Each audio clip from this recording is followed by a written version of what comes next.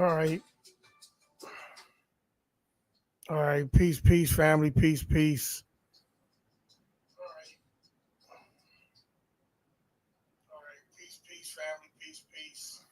Thank you for joining me. This is Maury Yacob and ITFTR Network. Let me turn this down. This is Maury Yacob and ITFTR Network. We're here for the midweek lesson. So we thank you for joining me. We still on Paul tonight, family. We are still on Paul tonight. If you have any questions dealing with anything dealing with Paul, the link is in the chat. Shalom, shalom, Sister Laytoya. Come on up. Link is in the chat. Shalom, shalom, Sister Sephora, Trey, and Zayden.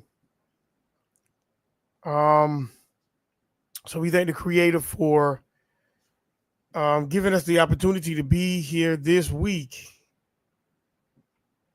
So make sure I get this up right. Hold on.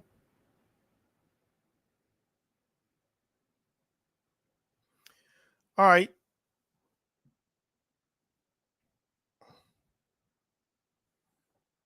So we thank the Creator for giving us this opportunity to be able to just come tonight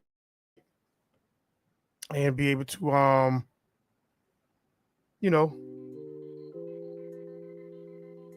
hear a word. Make sure when you come into the building, you press that like button. Press that like button. Press the like button. Press the like button.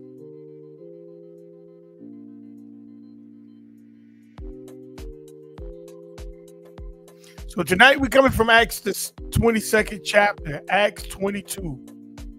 So if you want to go ahead and get a head start, you can go ahead on the turn right there tonight, Acts 22.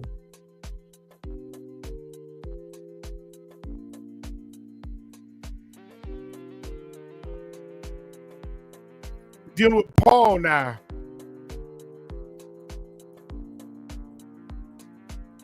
Who is he? Who is Paul? To get my hand clapping and cheers back in a minute. Let me get all that back in here. Who is he? Who is Paul? A lot of people say, hey, Paul is an Israelite. He's an Israelite. Is Paul an Israelite? We're going to talk about that tonight. Come on up, sis. Come on up, sis. Is he an Israelite? Well, we're going to see what scripture say. Because a lot of people have been, I did it until the recent years. You just read what's on the page, but you don't go below the surface of the page. You look at the history, to look at the context of a lot of things that the Bible offers you. But we're going to talk about Paul tonight. Is he an Israelite? Or is Paul one of those ones that you believe in, but you ain't did your research on? One of the ones that you always, you know what I'm saying? The ones you always be,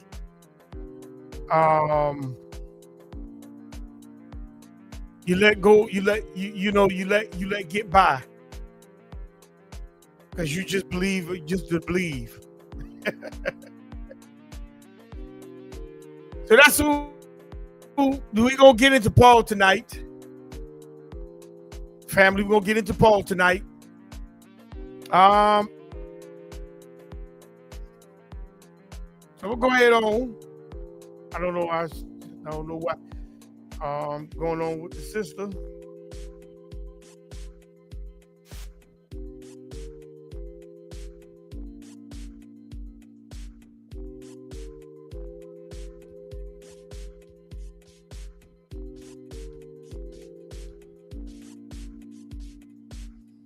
So we gonna start at Acts the 22nd chapter. We're gonna start at verse 1.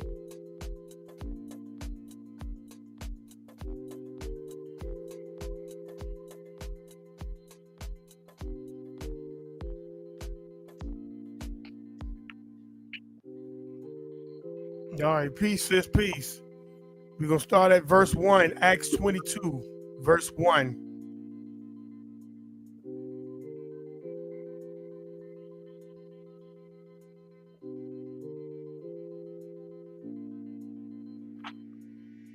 Can you hear me? Yeah, I hear you. So Acts 22, verse 1. Let's find out together who Paul is. Because a lot of people believe that this guy's an Israelite. Then they'll go to the verse, say, see, he says, I, Paul, am a Benjaminite. I am an Israelite from the tribe of Benjamin. See, this is what he say. Okay, well, let's keep going. Let's ride. Acts 22, verse 1, it says, men, brethren, and fathers, hear ye my defense, which I make now unto you. So Paul is talking about a defense. And a defense is something to prevent something for coming in or for overtaking. So Paul is getting ready to explain himself. He said, hear my defense. Okay. All right. Let me do this.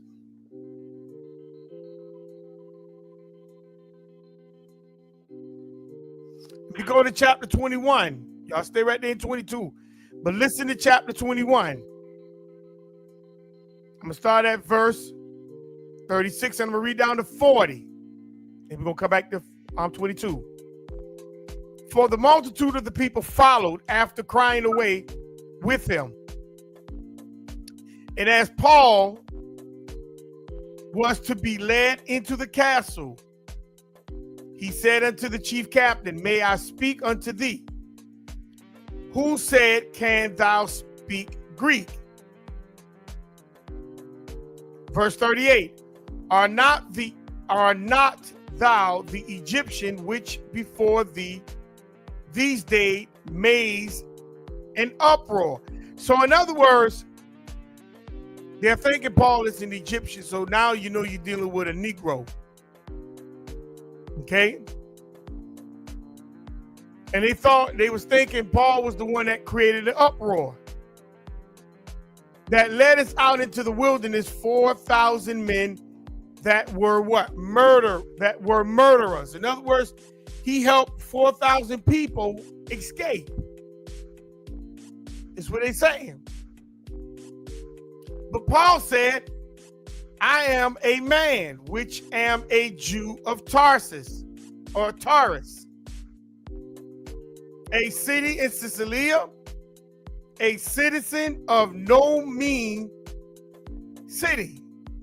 So Paul's telling you here he's a Jew.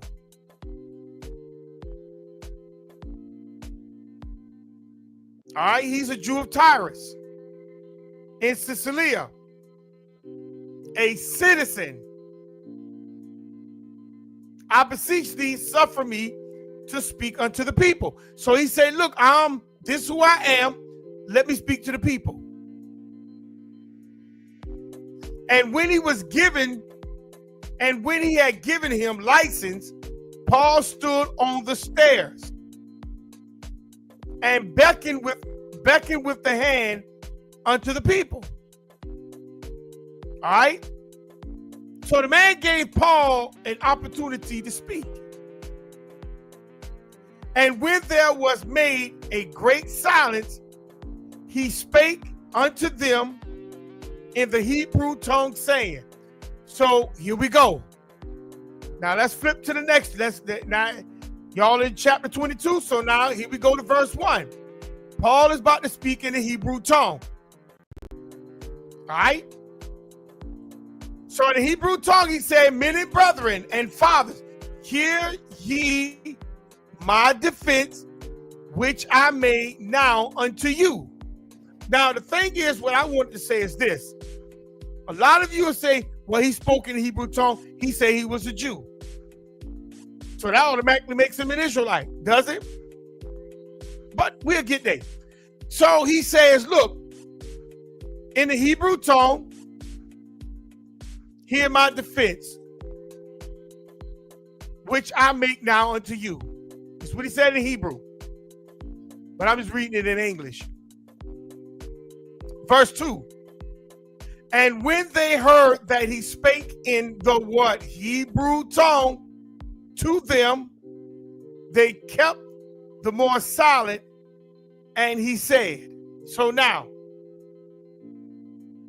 he spoke in Hebrew to these people. And the first thing you'll say, well, he spoke in Hebrew, so that makes him a Hebrew. Well, does it? What'd you say, sis? I mean, just the fact that he spoke both in Hebrew and in Greek at a time when they were saying, like, you know, the Hebrew Israelites are supposed to be scattered in captivity, right? So they were supposed to be discontinued from their culture, from their history. Especially when you go with that story, they push that 70 AD story or that story them being Hellenized. But it's funny that he speaks fluently in Greek and in Hebrew. Okay. So he spoke in a Hebrew tongue. Remember, Esau was a Hebrew. Abraham, 6 other children from Keturah was Hebrews. And Isaac was a Hebrew.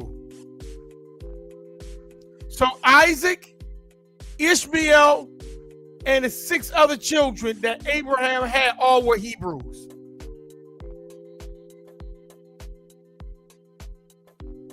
And guess what? All of them had a dialect of how they spoke that language.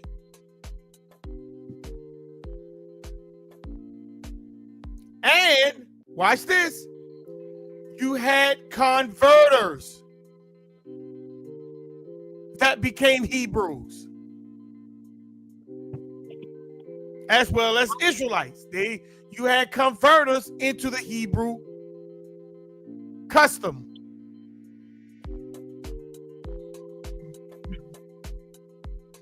So now when he said that he spoke Hebrew, well, what custom, what dialect did he speak?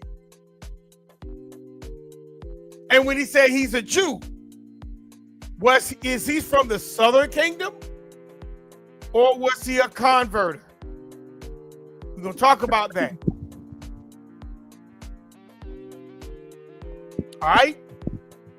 So the people's quiet. People quiet.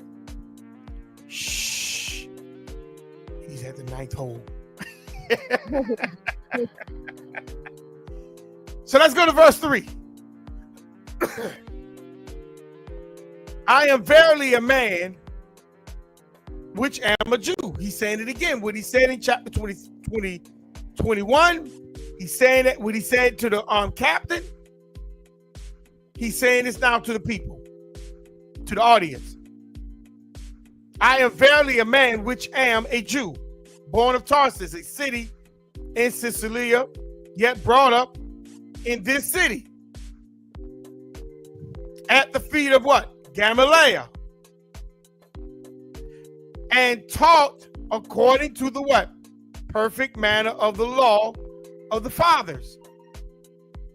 And was zealous towards God as you all are this day. So now let's pick this. Let's pick verse 3 apart. Can I say like the Gamaliel, right? You sound like you muffled. Hold on a second. Can you hear me now? Yeah, yeah. All right. So like with Gamaliel, right?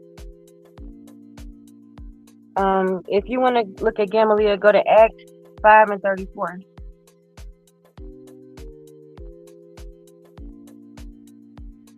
Again, that's Acts 5:34. All right. All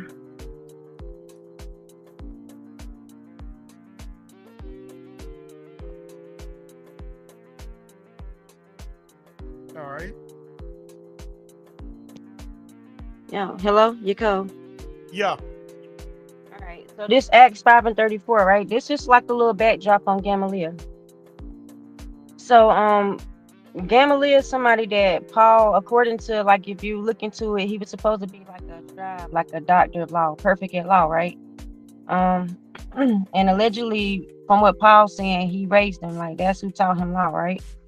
One of the stories you get of Gamaliel is in Acts 5, when they had got hold to the apostles, right? And they were about to like kill the apostles, like smite them, slay them. So Gamaliel comes in, right? He steps in. Keep in mind, he's supposed to be the expert, the doctor of law. So let's start at verse 33. When they heard that, they were cut to the heart and took counsel to slay them. Then stood there up one in the council, a Pharisee named Gamaliel, a doctor of the law, had in reputation among all the people, and commanded to put the apostles forth a little space, and said unto them, Ye men of Israel, take heed to yourselves what you intend to do as touching these men. So keep in mind, they got the disciples, right? They already had imprisoned the disciples. The disciples broke out. They were trying to kill the disciples, right? But Gamaliel, the guy that's supposed to be a doctor at law, perfect at law, he's stopping it, right? And he's saying, be careful what you do touching them. Verse 36. For before these days rose up, Theudas boasted himself to be somebody, to whom a number of men, about 400, joined themselves, who were slain, and all as many as obeyed him were scattered and brought to naught. So he's saying that there was somebody else named Theudas, right? Which came up, and he was doing, I guess, the same thing Jesus did. He was walking around pretending to be a guy, pretending to be somebody, right? And they started following. After verse 37, after this man rose up to Judas of Galilee in the days of the taxing, and drew away much people after him. So a lot of people were following him. He also perished, and all, even as many as obeyed him, were dispersed. All the people that followed that fake God, they perished, they were dispersed, and he was too. And now I say unto you, refrain from these men, and let them alone. For if this counsel or this word be of men, it will come to naught. So Gamaliel is telling them, look, leave the disciples alone, right? If what they're doing is of men, it'll come to naught, like it'll waste, right? It won't prosper.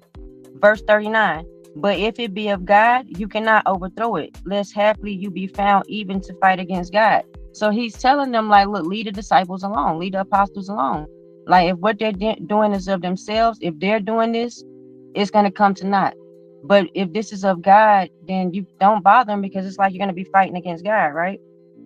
Verse 40, and to him they agreed when they had called the apostles and beaten them, they commanded that they should not speak in the name of Jesus, and let them go. So they beat the apostles, and they commanded them not to speak in the name of Jesus, and they let them go. And they departed from the presence of the council, rejoicing that they were counted worthy to suffer shame for this name, right? And daily in the temple, in every house, they ceased not to teach and preach Jesus Christ. So they were about to kill the apostles.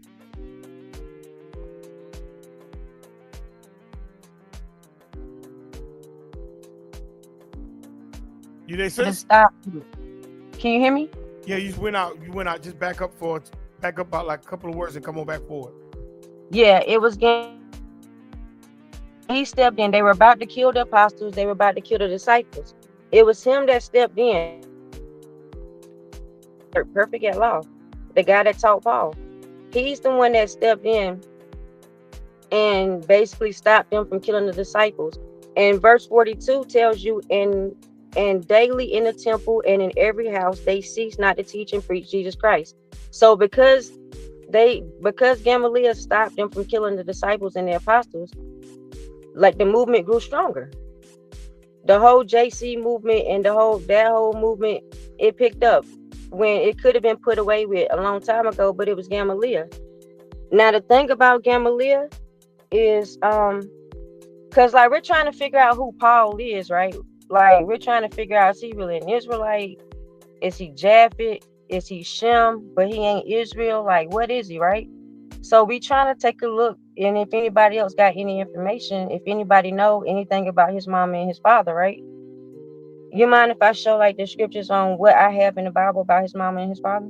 No, go ahead. All right. So if you go to Romans 16:13, this is the closest amount of information we get to Paul having a mama, right? So I'll just go down. So Paul in Romans 16, he's just greeting. It's another one of his letters. If you go down to verse 13, right? He's saying, salute Rufus, chosen in the Lord, and his mother and mine. The NLT reads, greet Rufus, whom the Lord picked out to be his very own, and also his dear mother, who also has been a mother to me. So Rufus' mama was like a mama to Paul. But who was Paul's mama, right? Like it doesn't say anything about his mama, but this woman Rufus was like a mama to him. If you go to Acts 23:6, again, Acts 23:6, right here, this is the closest information you get to Paul's dad, right? I'll read it from verse 1. And Paul, earnestly beholding the council, said, men and brethren, I have lived in all good conscience before God unto this day. And the high priest Ananias commanded them that stood by him to smite him on the mouth. Then said Paul unto him, God shall smite thee, thou wicked wall, for sittest thou to judge me after the law, and commandest me to be smitten contrary to the law? And they that stood by revilest thou God's high priest? Then said Paul, I wist not, brother, that he was the high priest, for it is written, thou shalt not speak evil of the ruler of thy people. So the high priest basically kind of like put hands on Paul, disrespected him. Paul made a comment back, but then Paul thought about it, was like, man, I didn't know you was a high priest. You know, you're not supposed to speak evil of the rulers, right? But then verse 6, here's the kick, right? Verse 6. But when Paul perceived that one part were Sadducees and the other Pharisees, he cried out in the council, men and brethren, I am a Pharisee, the son of a Pharisee.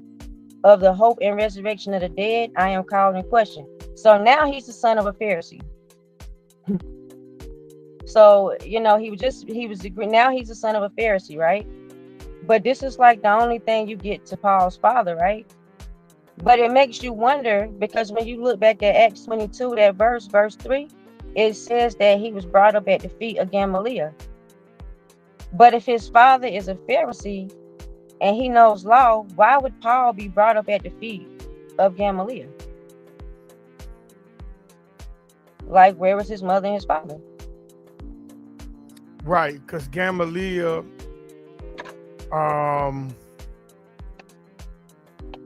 Gamaliel was a Pharisee, so he could have been saying he's the son of Gamaliel, but still, even on that make mention that still does not say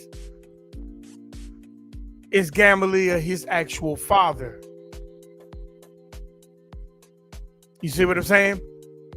Even if you say he came up at his father, he's the son of a Pharisee. Well, let's just say he was giving Gamaliel credit right there, but that's still on what you call it, the begetting point or begat point or the seed line.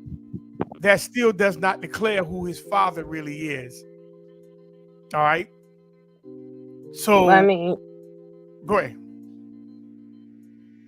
No, go ahead. Right, it just go back to what you're saying. If it don't declare who his father is, how do you trace that back to him being a Jew, a Benjamin? Correct. And that's where we're going to go at and hit tonight. Because anybody can say that they're an Israelite, like they're doing today.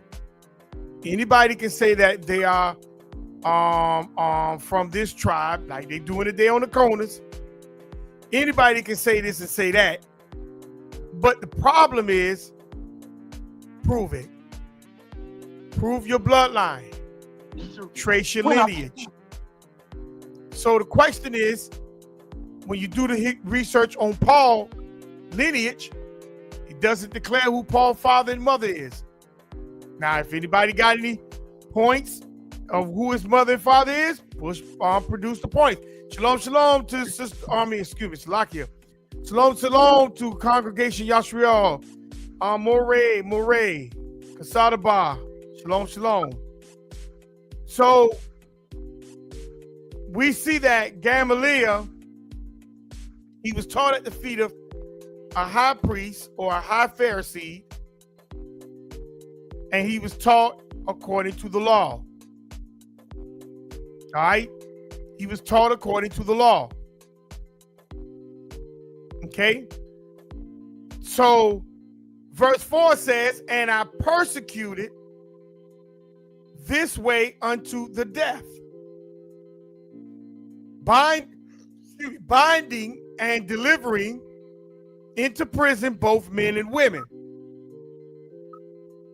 You see, Paul was persecuting people.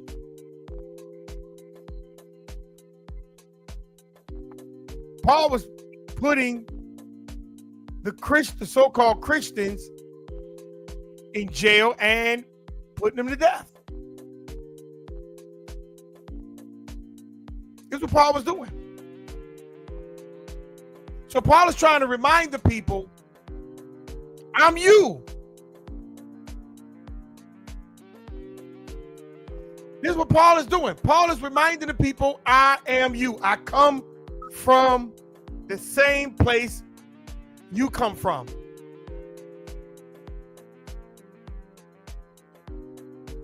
He said, I am. He said, I persecuted this way unto death, binding and delivering into prison both men and women. So Paul is trying to tell the people, don't get it twisted.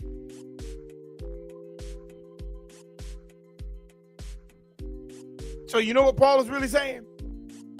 Because why did they arrest Paul? Let's keep reading. Verse 5. And also the high priest do bear me witness. They know what I was doing. So does that sound like, sis, he just looped Gamaliel into what he was doing too? Did he just brought Gamaliel into his conversation? Because he said the high priest know what he was doing. Gamaliel is part of the high priest. Yeah. And then I wonder, how did he get that position too? Like where he was basically getting orders from the high priest to persecute and imprison all those people that taught in Jesus' name. But how did he, how did he even get into that position? I mean, again, this is somebody that we just read is from Tarsus, right? But right. we don't know who your mom and daddy was, because that goes back to verse 3. Like, why was you raised by Gamaliel? And then also my question would be to that is, why is Paul not called a Gentile? So because from what they try to tell me, like they try to tell me that these people, these Gentiles in the New Testament, that these are Israelites that are Hellenized, I guess the 70 AD story. Like these are people that were scattered into Europe, allegedly, right? And they forgot their customs and ways. But some kind of way, Paul speaks fluently in Hebrew. He know what tribe he from. For some reason, he was taught up perfect. They sent him to a Pharisee just to learn law for whatever reason. What would be the purpose? He wasn't a Levite. He wasn't an Aaron's lineage. He's not a David's lineage. What would be the purpose of taking him from his parents and sending him off to someone else to learn to be perfect at law? Very good questions. Very good points. Very good points. So let's see if the scriptures answer these questions. Also, he said the high priest do bear me witness, and all the estates of the elders. So he's incriminating Gamaliel as well. He's saying Gamaliel know what he was doing, as well as the council. So he's not out here just doing what he's doing without the permission or without them knowing what he's doing. So he's just incriminating Gamaliel with him. If Gamaliel was still alive at this point. But all the elders, the high priest, he's saying they know what he was doing. So what that's saying, Paul was not operating out of ignorance. I'm going to let that sink. That's just showing you Paul was not operating out of ignorance.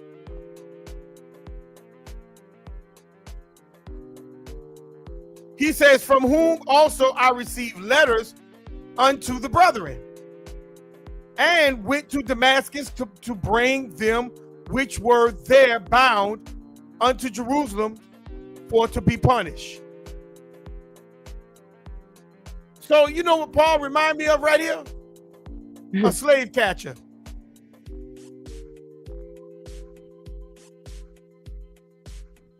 So this is what Paul was going around getting the people up and bringing them in to be tried.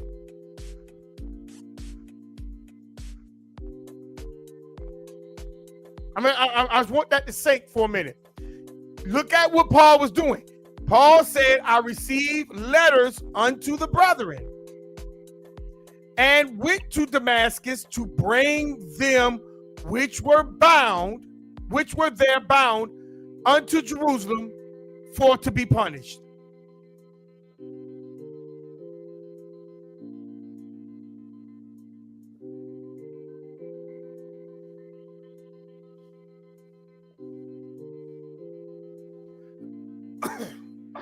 I want you to think about that. So Paul was operating according to order. Paul wasn't moving just willy-nilly. Okay? Verse 6. You got anything on verse 5, sis? Before we move to verse 6, because I know you dropped. Yeah, I'm gonna do it for verse 6. All right. When So they let's go go. to Damascus. Okay, let's go to verse 6. And it came to pass that as I made my journey. Okay, so Paul is now on the way to Damascus. He made his journey and was come nigh unto Damascus about noon. So Paul got the letter, went after the ones he needs to go and get. So Paul is telling the people in Hebrew that he was on his way to Damascus to arrest the people to bring them back to be punished. And so he said, suddenly there shone from heaven a great light round about me. So he's telling the people, this is what he's telling the people now. I got a letter from the elders, the high priests. They know what I'm doing out here. They the ones who give me my orders. So they located the people I need to go get. I got the letters. I'm going after them. When I got out, he says, when I came unto Damascus at noon, suddenly there shone from heaven a great light round about me. That sounds familiar, don't it? Who else had a light come to them, round about them? You got it, sis. Pick it up. And you know how when you look at verse 7 of that, and it says, and I fell into the ground and heard a voice saying unto me, Saul, Saul, why persecutest thou me? I got a question, like, for anybody that can answer this question, right? Can somebody please tell me the real story? Because I want to kind of I want y'all to listen to these different versions of this story, right? Let's look at one of the versions of this story, right? Let's go to Acts 9:1.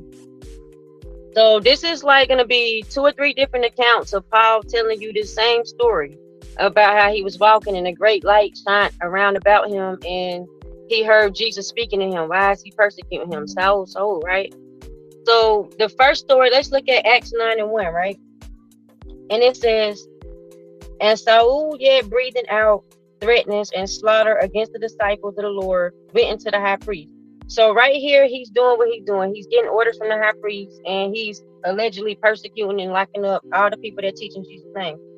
Verse 2, and desired of him letters to Damascus, to the synagogue, any of this way, whether they were men or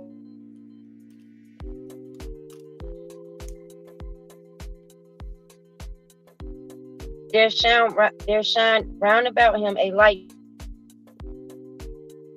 And he fell. So right now it's saying he, right? So, and he fell to the... You going in and out, sis. faith. So according to this story, he fell. He's going to get orders. He's persecuting Jews. He's getting orders. He's coming near Damascus, and suddenly he sees a light round about him. He falls to the ground, and he hears a voice, right? Asking him, why does he persecute? Verse 5. And he said, who art thou, Lord? And the Lord said, I am Jesus, whom thou persecutest. It is hard for thee to kick against the prick. And verse 6. And he trembling and astonished said, Lord, what wilt thou have me to do? And the Lord said unto him, arise and go into the city, and it shall be told thee what thou must do. And the men which journeyed with him stood speechless, hearing a voice, but seeing no man. So he had people with him, right? And according to this version, he fell down, right? And it say anything about them falling down, right? Paul fell down, right? And he heard a voice. He heard Jesus talking to him. But the people that were with voice, but they didn't see no man. So it's not saying that they seen the image, right? Verse 8, right. And Saul arose from the earth, and when his eyes were open, he saw no man, but they led him by the hand and brought him into Damascus. So that's one version. Keep in mind, in this story, they heard a voice, but they didn't see anything. Paul was the only one that seen the light and heard the voice, right? And he's the one that fell to the ground. So let's look at him tell this story a second time, because I kind of think he got split personality. So let's look at this a second time. Let's look at it, Acts 26, right? Acts 26 and start at verse 12, right? So start at verse 12. So matter of fact, I started verse 10.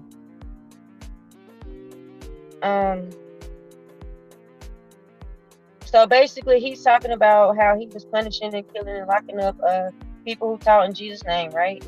And verse 11. And I punished them oft in every synagogue and compelled them to blaspheme, and being exceedingly mad against them, I persecuted them even into strange cities. Whereupon, as I went to Damascus with authority and commission from the chief priest. So it was the chief priest that gave him authority and commission, right? So it says, at midday, O king, I saw in the way a light from heaven, above the brightness of the sun, right? Shining round about me and them which journeyed with me. And when we were, so he's seen it shining, right? And when we were all, so at this point he says, and when we were all fallen to the earth.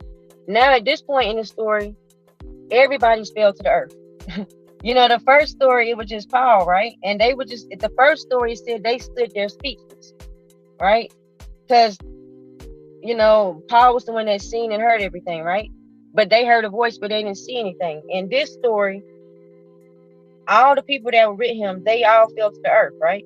And it says, and I heard a voice speaking unto me and saying in the Hebrew tongue. So for some reason, Jesus is talking to Paul in the Hebrew tongue. I don't know why, because Paul can speak Greek too, right? And Jesus is a transporter, so we know he can speak anything. But he says, Saul, Saul, why persecutest thou me? Is it hard for thee to kick against the prick? And I said, who art thou, Lord? And he said, I am Jesus whom thou persecutest. But arise and stand upon thy feet, for I have appeared unto thee for this purpose, to make thee a minister and a witness both of these things which thou hast seen, and of those things in which I will appear unto thee. Right? But notice in this story, right? Notice this, how this is a completely different story. Because at this point in time, it's telling the story like everybody fell down. Like everybody, like which story is actually true? Who, So- like, because they didn't. No, go ahead. Go ahead. What you saying? No, go ahead. As I was about to say, one time the men stood, they saw light, didn't hear. Then the second time they what? They heard a voice but didn't see anything. And then now the last point, everybody on the ground. Because second time they was in fear. But they was in fear of what? You know, so it was there are three different conversions, but go ahead. All right. So then Acts 22 as well, right? He's telling the same story in Acts 22. In Acts 22, he says, and it came to pass, this Acts 22 and 6. And it came to pass that as I made my journey and was come nigh to Damascus about noon, suddenly there shone from heaven a great light round about me. And I fell into the ground and heard a voice saying unto me, Saul, Saul, why persecutest thou me? And I answered, who art thou, Lord? And he said unto me, I am Jesus of Nazareth, whom thou persecutest. And they that were with me saw indeed the light. So now they saw the light. But in the last part, remember, they didn't see anything. They heard a voice, right? But now they saw the light. And they that were with me saw indeed the light and were afraid, but they heard not the voice of him that spake to me. Which story is true? So now they seeing the light but don't hear nothing. But the first time they heard a voice, but I mean they heard a voice but didn't see nothing. Yeah. In the last one, Acts 26, all of them on the ground. Yeah. So yeah. So which version is, which conversion story is correct?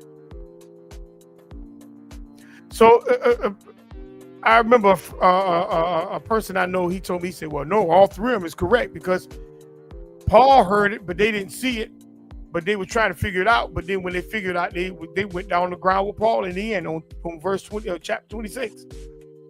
But here's my thing.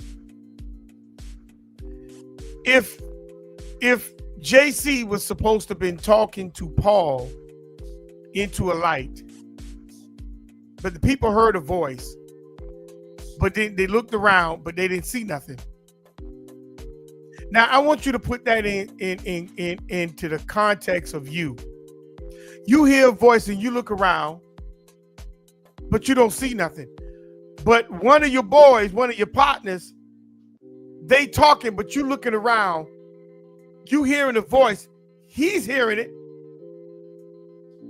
and he falls to the ground, but you hearing the voice, and you looking around, but you don't see no. What you about to do? Run. I mean, just being for real. You're going to freak out. Then it says, then they didn't hear the voice the second time, but they saw a light now. That almost look what? That's almost like the spirit realm. That's almost like a ghost.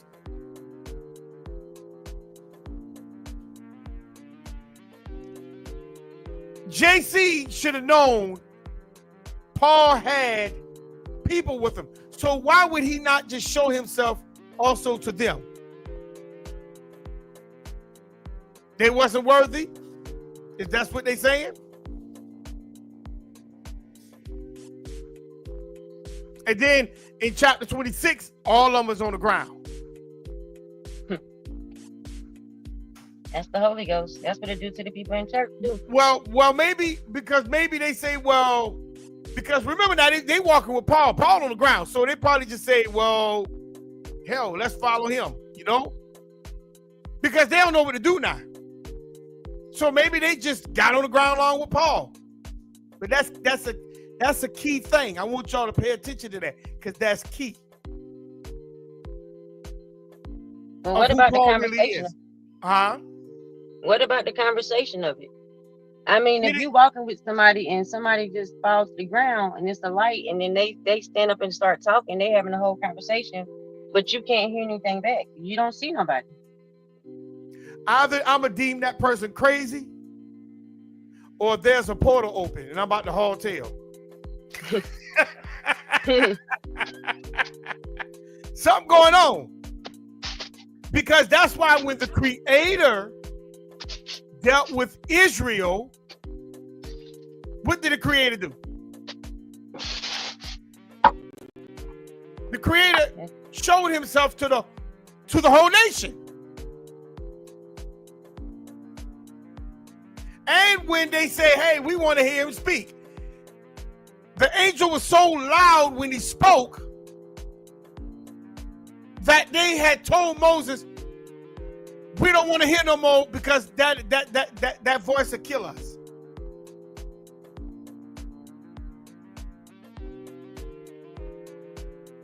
So why would JC be in particular with Paul, but doesn't speak to the people that was around Paul? See, that reminds me of John when JC got baptized. He came out of the water, and only he heard and saw.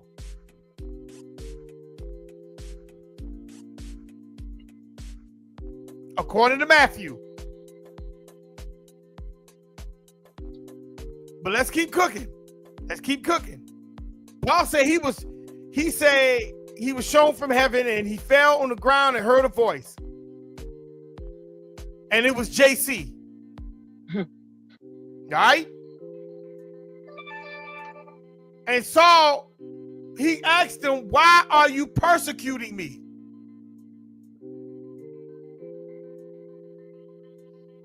Now, I got a question. He's saying you persecuting him because you are arresting the people that preach him, that teach him, and that live according to him?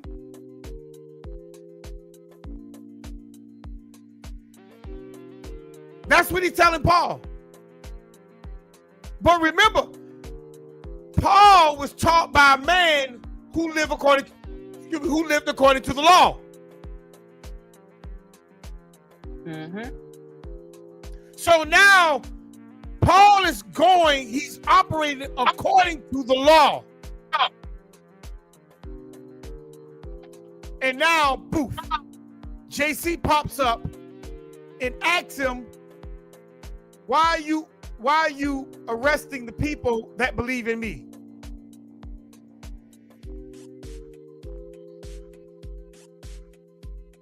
Now that's key. Because watch this, hold on. Because the other men that was with Paul was doing the same thing.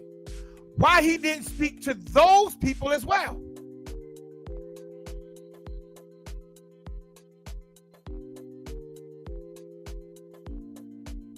Why just speak to Paul?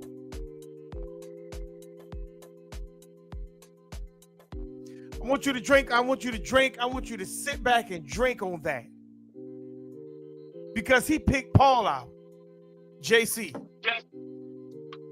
He did not pick the men out that was going with Paul, that was accompanying Paul. He just picked Paul out. So he said, why are you persecuting me? He said, well, who are you? I'm JC of Nazareth.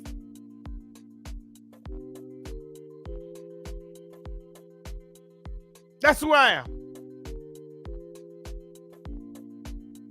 Verse 9 says, and they that were with me saw indeed the light. They saw that light and were afraid. But they heard not the voice of him that spake to me. They saw the light, but they was afraid, but they didn't see no voice. Let me ask you a question. Why did they see the light?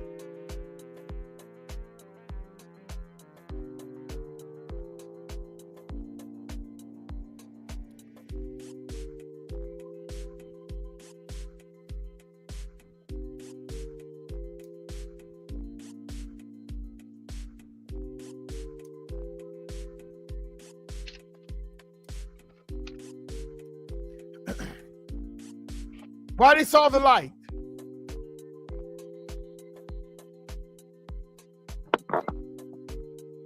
Shalom, shalom to Sister Shamara in Emory. Why did they see the light?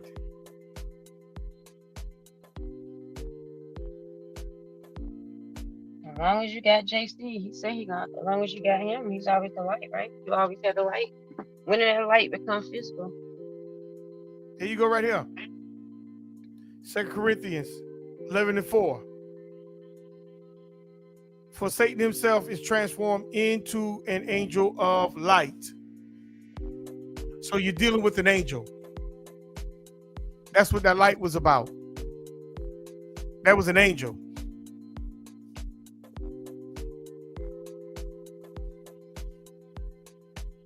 Satan comes and he transforms himself into an angel of light. Show me any other thing in the Bible that gives off light. Even in the Bible, in Torah, it says, follow the angel by what? Pillar of what? Smoke by day and the pillar of what? Fire by night.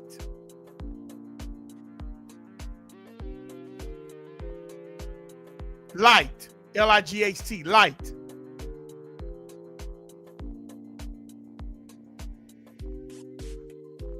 So, when you look at this point here, they saw the light. So that means they saw something angelic. Or something from the angelic realm.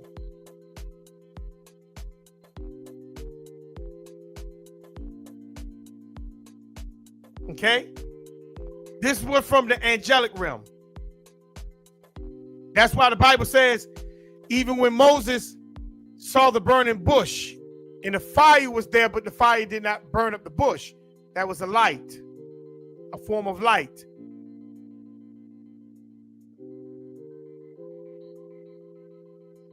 So you're dealing with the angelic realm. Let's keep bouncing. Let's keep cooking. Can I? Go ahead. I want to piggyback off that same verse off of something you said like a few minutes ago, right? But how did nobody else see it, right? And you said, like you pointed out, the Creator came down so that Israel could see, right? So if you go to Exodus 19,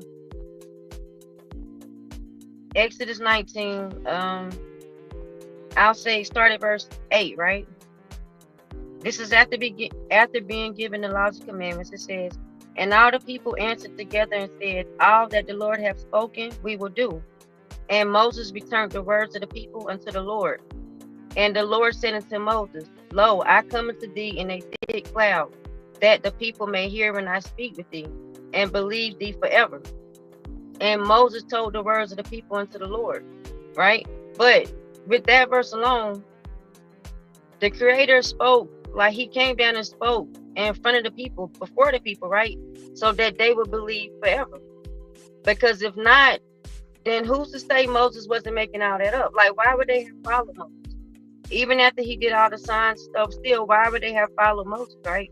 But the Creator came down. He didn't just speak to one person. He spoke to Moses at first, but then he came before the people. So they all were witnesses, right?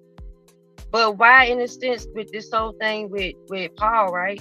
So JC, they were kind of, all of them were getting visions and stuff, right? I know we're gonna get into that in like a few verses when he was coming to them, giving them all visions.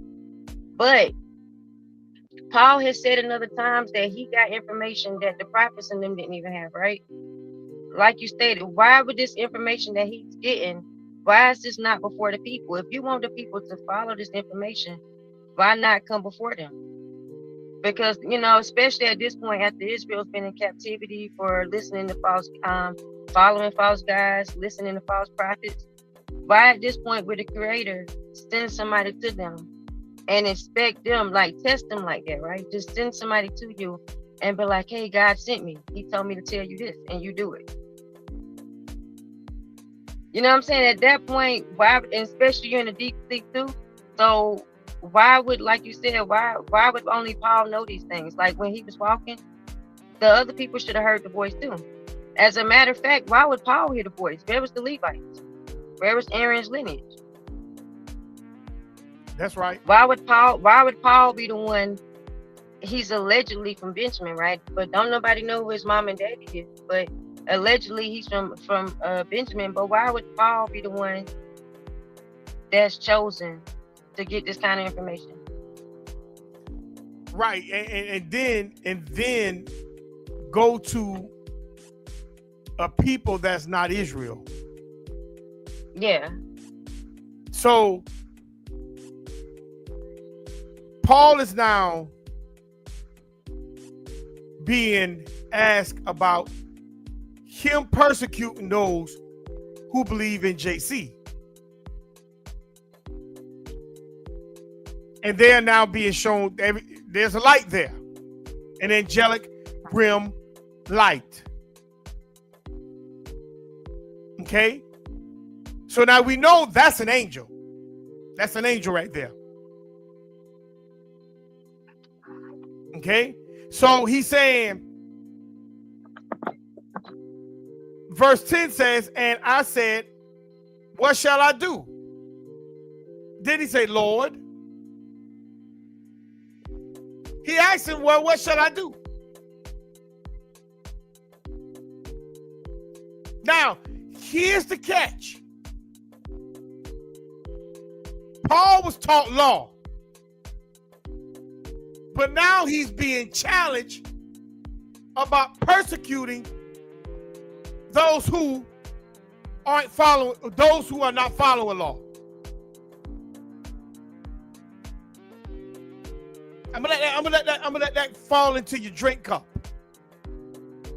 Paul was persecuting those who was going against law, but now being challenged about doing that.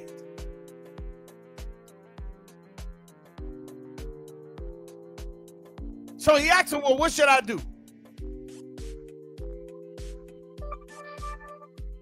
All right? And then he called him Lord. But I'm asking a question. Why did Paul call him Lord when Paul was persecuting him for the same person? That's why Arsenio Hall say something that make you go, Because either Paul believed in the law or Paul really didn't believe in the law.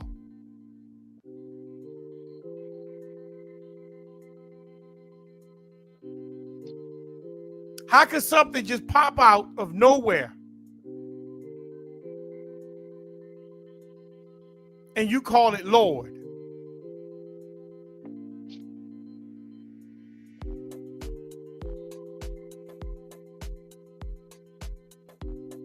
I'm gonna let that sit in your teacup, your coffee cup. Something just popped out of nowhere, a light, a voice, and you call it Lord. Gideon in Torah didn't even do that. Gideon challenged the voice that he heard. He said, if that's you, put the frost on the ground. Put the frost on the leaves and let the ground be dry. What next morning he woke up, it was that. Then he turned around and said, okay, all right, okay, I see that. But if that was you, reverse it. Next morning he woke up, it was reversed. He challenged it until he realized that was the creator speaking to him. So Paul's just walking, going after the people that's going against Torah, and all of a sudden a light and a voice come, and he ended up calling it Lord.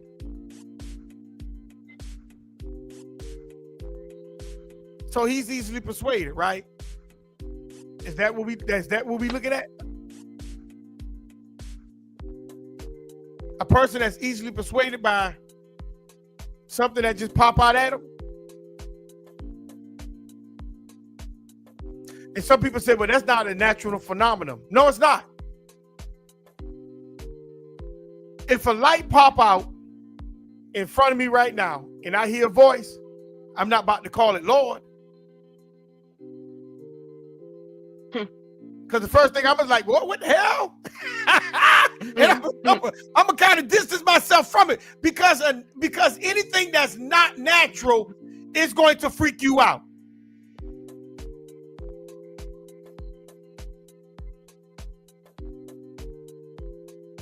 It's going to freak you out. Stuff ain't true. Go ahead. I said that's how you know this stuff ain't true. But the New Testament, like the stuff that Jesus was doing, ain't nowhere in the world. You can teleport through my house. I don't open the door for you, and you can come through my wall. And I'm gonna be like, oh, hey, Jesus. You see? Like, it's no way. That's not normal. No, it's not normal. I'm gonna yield to something that's not normal. And even if I was following somebody and they end up talking and conversating, but I see a light 1 minute, but then the light is disappearing, but now I'm hearing the voice. Something is freaky right there. And I'm going to distance myself. And I'm telling you straight up, that's the truth. Because as a human, you're going to, either you are one of those ones in the movie that when you see danger, you just like to go and pet it and try to figure it out. Or in the movie, you one of those people that just go haul tail. Y'all know what I'm talking about. Y'all know what I'm talking about, right? The ones that like to go and pet and try to figure things out. Y'all know who those people are, right? Niggas don't do that. Niggas get away. Niggas haul tail. But let's keep it moving. Let's keep it cooking. They sat there. All right. He asked the light and the voice, what shall I do? And this is what the voice said. According to him, that was JC. It said, the voice says, arise in the Hebrew language. Now remember that all is supposed to be in Hebrew. Arise and go into Damascus, and there it shall be told to thee told to thee of all things which are appointed for thee to do. So in other words, I'm on the way to Damascus to get the people that was breaking Torah, but now I'm going to Damascus to do what? To be told thee all the things which are appointed for thee to do. So my appointment now for JC is in Damascus too as well. Mind you, I got this letter to arrest the people that was going against Torah. Now I got a spiritual letter awaiting me in Damascus to now work for JC. I want you to figure that out. Yeah. I want you to figure that out. Because I'm going to show you something in a second. Watch. Can I do a little... Go ahead. Go ahead. You got on it? Go ahead. All right, because like I want y'all to see, like, so JC was pretty much playing mind games with everybody. Like, he was coming to different people, giving them different visions, but it seemed like it was just all to kind of push Paul and set this up for Paul. Like, so if you go to Acts 10, and let's say go to verse 13, right? So everybody know this story about the rise, kill, and eat Peter. So he comes to Peter, right? So one day, I'm going to start at verse 9, Acts 10 and 9. On the morrow, as they went on their journey and drew nigh to the city, Peter went up upon the housetop to pray about the 6th hour. And he became very hungry and would have eaten, but while they made ready, he fell into a trance and saw heaven open. So now he's fallen into a trance and he sees heaven open and a certain vessel descending unto him, as it had been a great sheet knit at the four corners and let down to the earth, right? Wherein were all manner of four-footed beasts of the earth, and wild beasts, and creeping things, and fowls of the air. So all the animals of the earth, even the unclean animals, pigs and everything, right? And there came a voice to him, Rise, Peter, kill and eat. But Peter said, Not so, Lord, for I have never eaten anything that is uncommon or unclean. And the voice spake again unto him the second time, What God hath cleansed, that call not thou common. So now Jesus, that's in red. So JC is telling him, what God has cleansed, you don't call it common. Because Peter's like, no, I don't eat pork. I don't eat unclean animals, right? This was done thrice, and the vessel was received up again into heaven. Now while Peter doubted in himself what this vision which he had seen should mean, behold, the men which were sent from Cornelius had made inquiry from Simon's house, and stood before the gate, and called and asked whether Simon, which was surnamed Peter, were lodged there. While Peter thought on the vision, the Spirit said unto him, Behold, 3 men seek thee. So now the Spirit is telling him, it's 3 men seeking you, right? Arise, therefore, and go get thee down, and go with them, doubting nothing, for I have sent them. So now the same Spirit that came to Paul and told him to go and gave him orders, right? This same Spirit is going to Peter, and it's going to other disciples. And it's basically gathering them all together, telling them, hey, go here. And it's telling them, doubt nothing, right? Don't doubt it. Don't second guess anything. Just go. The people that you're finna go meet, I sent them, right? Verse 21. Then Peter went down to the men which were sent unto him from Cornelius, and said, Behold, I am whom ye seek. What is the cause wherefore you are come? They said, Cornelius the centurion, a just man. And a centurion, that's supposed to be an officer in a Roman army, right? But a just man and one that feared God, and of good report among all the nation of the Jews, was warned from God by an holy angel to send for thee into this house, and to hear the words of thee. Then called them in and lodged them, and on the morrow Peter went away with them, and certain brother from Joppa accompanied them. So now you got Peter and Cornelius, got all these different people that have been getting visions. And this vision and this Spirit has been coming to them and tell them, like, hey, you need to go get up with this guy. He's waiting for you. And go get up with that guy. He's waiting for you, right? That's why if you go to, I would say Acts 11, right? If you go over Acts 11 and go down to verse 25, this is where Paul ties into it. So if you go down to verse 25, well, if you go up, right? Verse 1, and the apostles and brethren that were in Judea heard that the Gentiles had received the word of God. So Peter and all the people that the vision was talking to, right? And telling them that, hey, nothing's uncommon, nothing's unclean. Basically telling them that there's no more separation. There's no more, Israel has to be separated and holy. No, nobody's uncommon now. And there's no unclean food. Feed all foods, right? And this Spirit, which is Jesus, put all these people together, the disciples, right? So you go to, and they're happy now, because they're happy. They're thinking, right, the Gentiles get salvation. Now we eat what we want to eat. All these things. When you go to Acts 11 and 1, and the apostles and brethren that were in Judea heard that the Gentiles also received the word of God. And when Peter was coming to Jerusalem, that word of the circumcision contended with him, right? So if you go down to verse 25, it says, because if you go down to verse 25, it's saying that then departed Barnabas to Tarsus for to seek Paul. Keep in mind, we just read that Paul was already given instructions to go, right? And there was going to go to the place appointed, and there was going to be people that was going to meet him there, right? So keep in mind now, Paul is he's been given a vision by Jesus, by the Spirit. Now the disciples and these other people have been given visions and visions by him, right? And they've been given instructions to all come meet up. But all of the instructions that they have been given is against the laws and commandments. It's telling them basically, hey, it's okay to eat what you want to eat now. There's nothing uncommon. The Gentiles get salvation now. And all of these people are giving these visions, and they're all coming together. And so now what you're saying is he's trying to put the puzzle together now.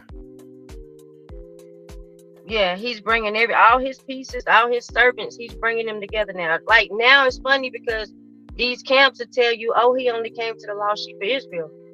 But Jesus was a chameleon before Paul. Like, Jesus, when he was alive, allegedly, when he walked this earth, yeah, he was saying he only come to the lost sheep of Israel. But once Jesus ascended, he set up people on the ground, on earth, what he called his disciples, his servants, and sent them to all the other nations that allegedly he wasn't supposed to be for. But you see him hard at work, it's because he's showing Peter in that, and he's talking to Paul. He's setting up the pieces in play for all this to pretty much come together for his purpose, correct?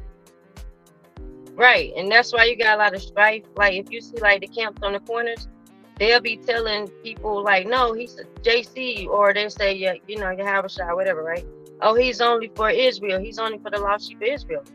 They're telling Christians that, right? But as you can see here, no, everybody was to serve Jesus. That was the point. Jesus didn't want this situation where he was only for the lost sheep of Israel. That's not enough followers and servants for him.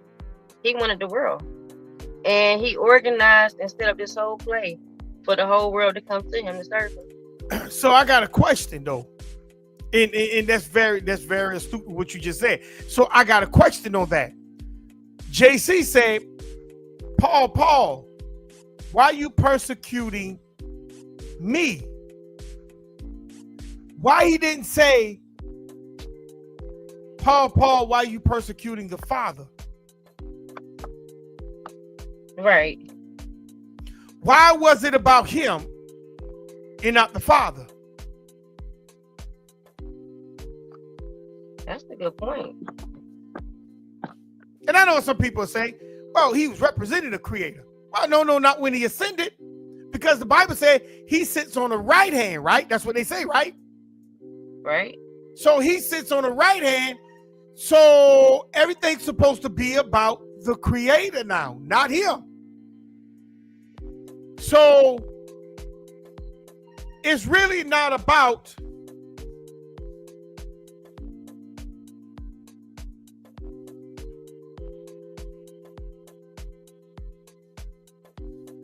it should never really be about him.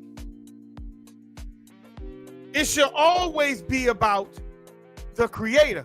So why would Paul be persecuting him if it's about the Creator? Because he said, I came in my Father's name. That's what he said. I came to do the will of my Father. So why is he being persecuted?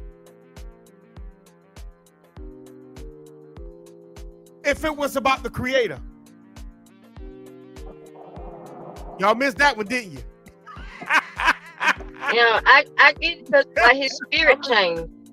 When he was walking, his spirit changed. Like if you go back and read when he was actually walking and speaking, when he was allegedly, he was walking, he was alive, he was always giving credit to the Father. No, it's not me. It's of my Father. I come in the name of the Father, right? It's the Father. But now that he's dead and ascended, allegedly, right? Now it's about him. Like you said, why are you persecuting him? Yeah, why is it about when he him was now? alive, yeah. Brother Trey say, was that challenge to test his faith? Well, what you mean? You talking about Paul, Brother Trey? You talking about Paul? Was that what the challenge his faith? You got to be more specific than that, Brother Trey. You got to be more specific. Go ahead and be specific. I'll be back to your question. But he said, why are you persecuting me? Because I thought he came in the Creator's name. I thought he came to do the Creator's will. So it really would be persecuting the Creator, right? He should be put to the side. So why is it about JC?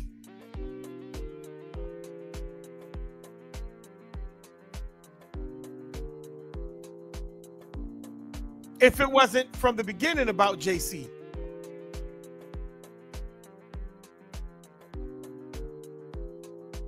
You see? You see what I'm saying?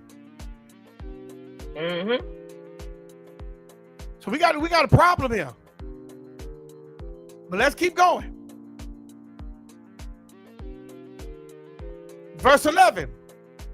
And when I could not see for the glory of that light. So in other words, Paul is blind now.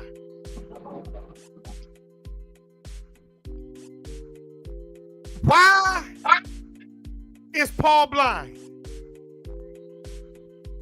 Now I'm gonna see who's gonna catch that. Why was Paul blind? No, it wasn't to test Paul's faith. It was to change Paul's faith. Or Paul was the chameleon, playing whatever he needed to play, be whatever he needed to be.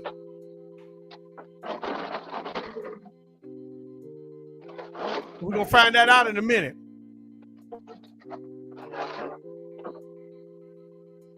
So, why was Paul blind?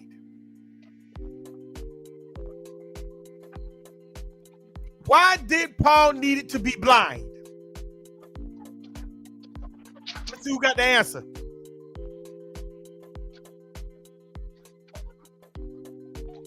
Why did the spirit, this so-called spirit, had to blind Paul? Why? He had to take away any common sense period, any type of if he really was taught the law, it left him at that moment. Okay.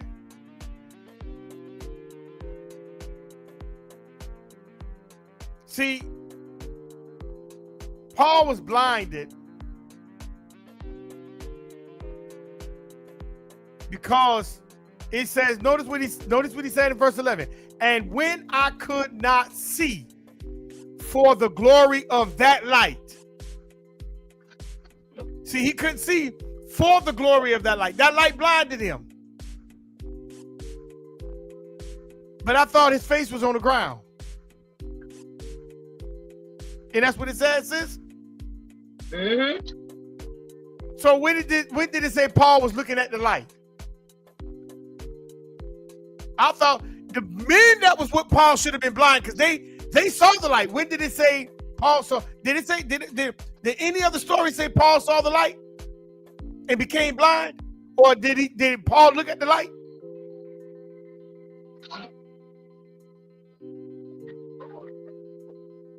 Did any one of those stories say Paul looked at the light? He said he seen a light, but it didn't say he sat up and stared at it. Okay, so he seen the light. The men seen the But light. they all too. seen it. Right, Yeah, right. they So all seen it. why all of them was not blind? Why was Paul blind?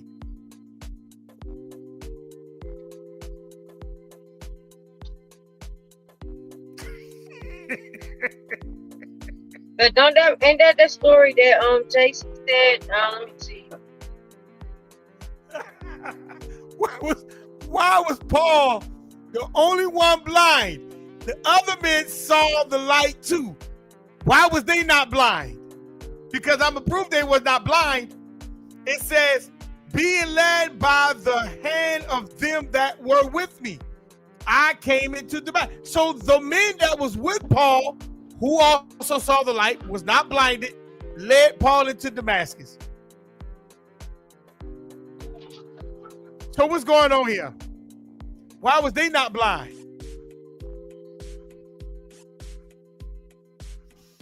Only Paul was blinded.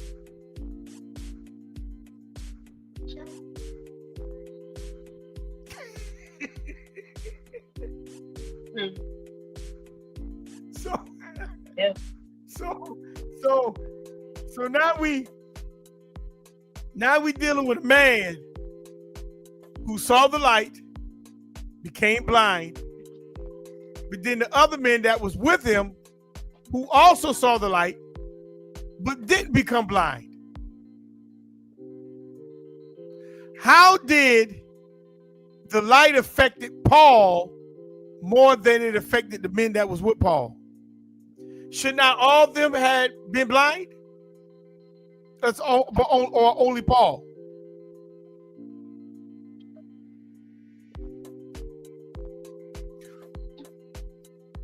Everyone What should have made been Paul blind. blind? Right. So what made Paul blind that the other men could not have been blinded?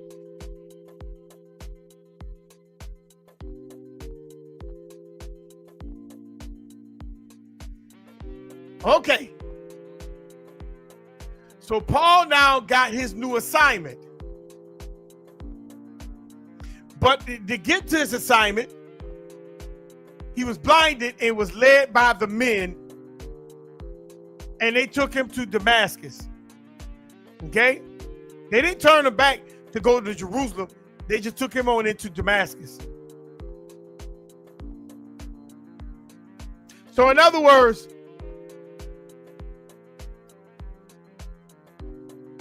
if I had people with me and we was on our way to Atlanta, we was on the outside of Atlanta, and something happened to me, and you know my enemies is in Atlanta, so those that be around me gonna take me on into where my enemies at and I can't see nothing. Are y'all gonna try to take me back to friendly territory?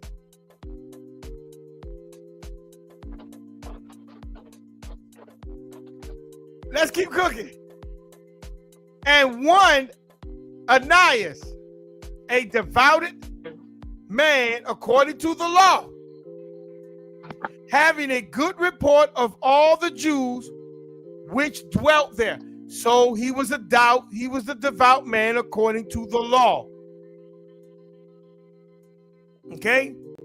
He had a good report among all the Jews that were there.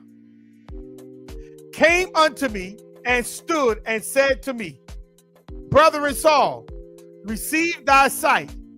And the same hour I looked up upon him. So in other words, he spoke to Paul, and Paul got his sight back.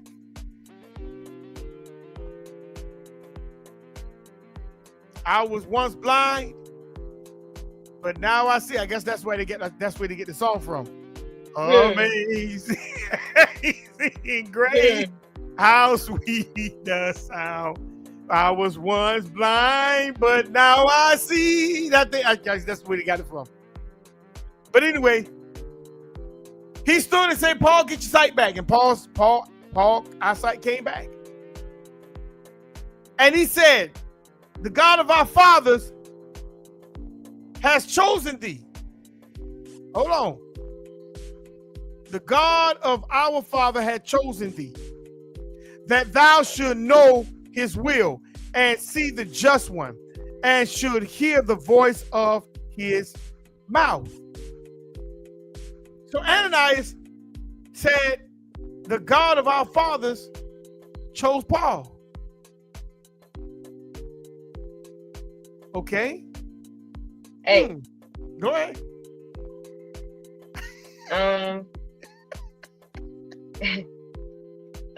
Can I kind of give a little bit of like backdrop on Ananias a little bit? Go ahead. Give some on Ananias. All right. If you go to chapter 9, right, it tells you about Ananias, right? So if you go to Acts chapter 9, it says, and Saul, yet breathing out threatenings and slaughters against the disciples of the Lord, went into the high priest. So now they're going back into the story. They're telling you the story of Paul, right? So at this time, he's getting orders from the high priest to slaughter and kill anybody that teaches the name of Jesus. Verse 2, and desired of him letters to Damascus, to the synagogues, that if he found any of this way, whether they were men or women, he might bring them bound into Jerusalem. And as he journeyed, he came near Damascus, and suddenly there shined round about him a light from heaven. And he fell to the earth and heard a voice saying unto him, Saul, Saul, why persecutest thou me? And he said, Who art thou, Lord? And the Lord said, I am Jesus whom thou persecutest. It is hard for thee to kick against the pricks. And he trembled and astonished it and said, Lord, what would thou have me to do? And the Lord said, Arise and go to the city, and it should be told thee what they must do, right? And the men which journeyed with him stood speechless, hearing a voice, but seeing no man. But seeing in this version, y'all remember, they heard a voice, but they didn't see anything. But in the other ones, they seen the light, right? And Saul rose from the earth, and when his eyes were open, he saw no man, but they led him by the hand and brought him into Damascus, right? And he was there 3 days without sight, neither did he eat nor drink. And there was a certain disciple at Damascus named Ananias, and to him said the Lord in a vision, Ananias. And Ananias, he said, Behold, I am here, Lord. So now Jesus is talking to Ananias, right? And the Lord said unto him, Arise and go into the street which is called Straight, and inquire in the house of Judas for one called Saul of Tarsus, for behold, he prayeth. So listen to what he just said. And the Lord, this is Jesus talking, and the Lord said, and he's talking to Ananias, right? This is the guy that came and touched Paul and gave Paul his sight back. So he told him, he said, Arise and go into the street which is called Straight, and inquire in the house of Judas for one called Saul of Tarsus, for behold, he prayeth. Jesus just said that Paul was praying. This guy's really at work, and he's at work. This man, yes. I thought he was sitting on the throne. This man is working. But according to him, he's saying that Paul is praying, right? So these interactions that he's having with Paul, he's describing it as Paul praying to him, right? And so just keep that in mind, because why would Jesus know that you're praying unless you're praying to him? Verse 12, and have seen in a vision a man named Ananias. So look, this is what he said. He said that arise and go into the street which is called Straight, and inquire in the house of Judas for one called Saul of Tarsus, for behold, he prayeth, and have seen in a vision a man named Ananias coming in and putting his hand on him that he might receive the sight. So according to JC, when Paul went blind, he was praying to Jesus, and Jesus was showing him in a vision Ananias, this guy named Ananias. He was picking Ananias, showing him his due. He's like, Paul is seeing you in a vision, and you're going to be the one that go give him his sight back, right? Then Ananias answered, Lord, I have heard by many of this man how much evil he have done to the saints at Jerusalem. And here he have authority from the chief priests to bind all that call on thy name. But the Lord said unto him, Go thy way, for he is a chosen vessel unto me, to bear my name before the Gentiles and kings and the children of Israel. For I will show him how great things he must suffer for my name's sake. Hey, y'all so righteous. Hey, y'all so righteous. Hey, y'all PM. I hope I'm pronouncing your name right. But I don't think you are so righteous, because your first question is, the Torah has false also example. Where did Cain and Abel get their wives from? Produce the scripture where Abel got married. That's number one. Cain got his wife from out of the city when he was removed from out of his family. He went into the other nations.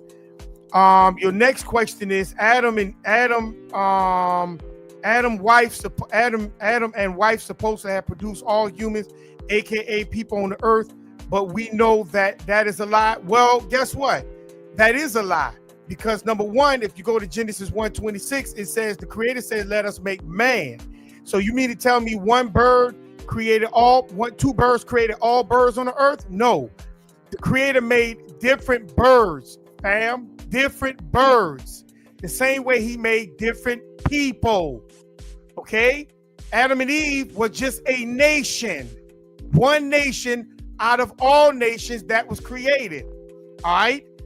Your next point was, when did Adam's son get there? I gotta ask you again.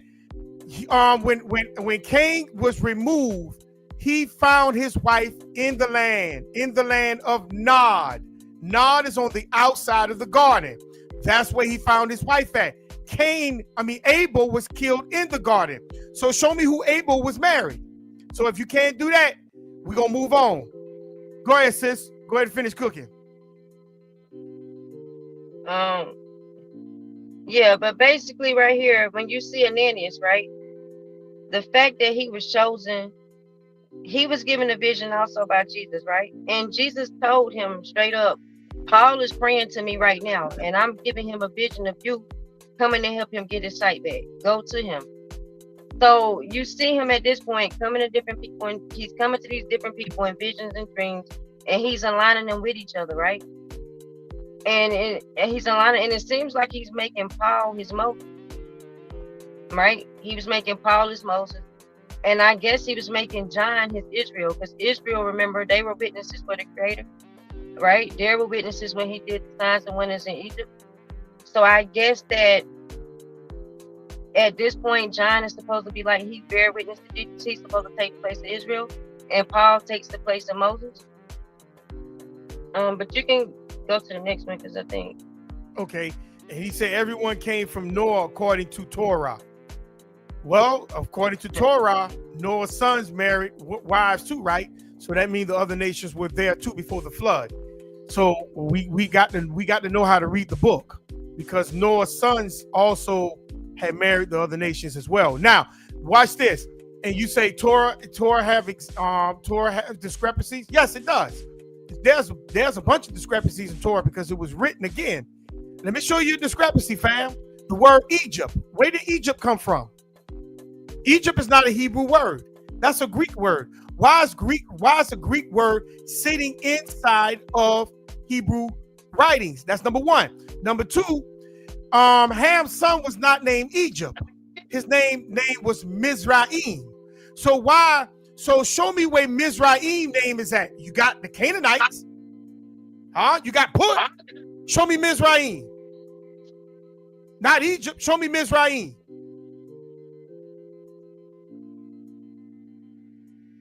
Show me Mizraim in the book. Have you saw Mizraim in the book, sis? I don't know. Okay, so it's in the way. Go ahead. No, go ahead. No, go ahead. You good? Go ahead. No, I agree with you. Okay, so if Mizraim is not in the book, then tell me why did they remove Mizraim and put Egypt there? If there's no discrepancies, then the word corn. The word corn is Agon. Agon is a Canaanite god name. Why did they put the name corn after a Canaanite god name if there's no discrepancies when it comes to the nation of Israel? Because they want you to produce another name of a god from your mouth by calling it, because Agon is the corn god and the god of agriculture. So there's a lot of discrepancies, and you'll see how they infiltrated the book and made in some of the book, they intertwined their culture into it. So yes, there's a lot of discrepancies in the book. That's why you got to know how to decipher the book. But let's keep going. Where you at, sis? So go ahead. Where you at? Verse 14. Verse 14.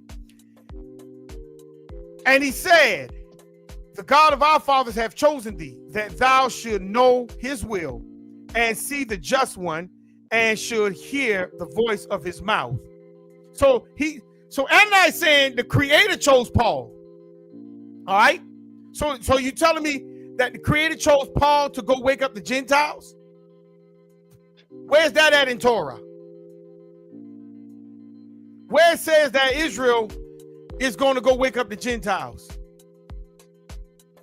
Because I never saw the Gentiles went to sleep.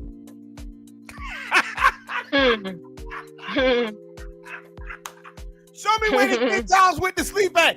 The only one that went into a deep sleep was the nation of Israel.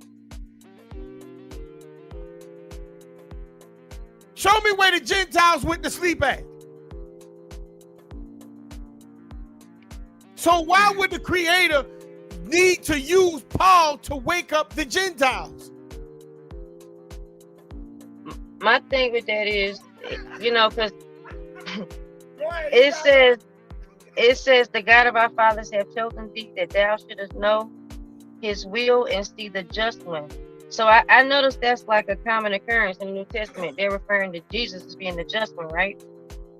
But according to Torah, if you go to Isaiah 45 and 21, again, Isaiah 45 and 21. Okay, hold on, real quick. If that's a lie, family, I want you to prove that everyone did not come from off the boat. Where's your proof at? And we gonna move on until you can produce the proof that that's a lie. Go ahead, sis. Yeah, according to Isaiah 45 and 21, right? Torah, it says, "Tell ye and bring them near, yet let them take counsel together. Who have declared this from the ancient time? Who have told it from that time? Have not I the Lord, and there is no God else beside me, a God, a just and God, and a Savior, there is none beside me." So the Creator says there's no just, or there's no other Savior. He's the only just God. So this whole thing of them, this whole idea of them referring to Jesus as being the just one, when the Creator is telling you He's the only just one, right? If you go to Ecclesiastes 7 and 20, it says, "For there is not a just man upon earth that doeth good and sinneth not." Now, when did Jesus become a just one? Because according to Torah, there was not a just man on earth that sinned not, right? So maybe he became just when he died and he turned into an angel, right? But when was he ever the just one? When does he become the just one? Like, also when it says that Paul was chosen to know the Father's will, of course we all know Amos 3 and 7, right? Amos 3 and 7.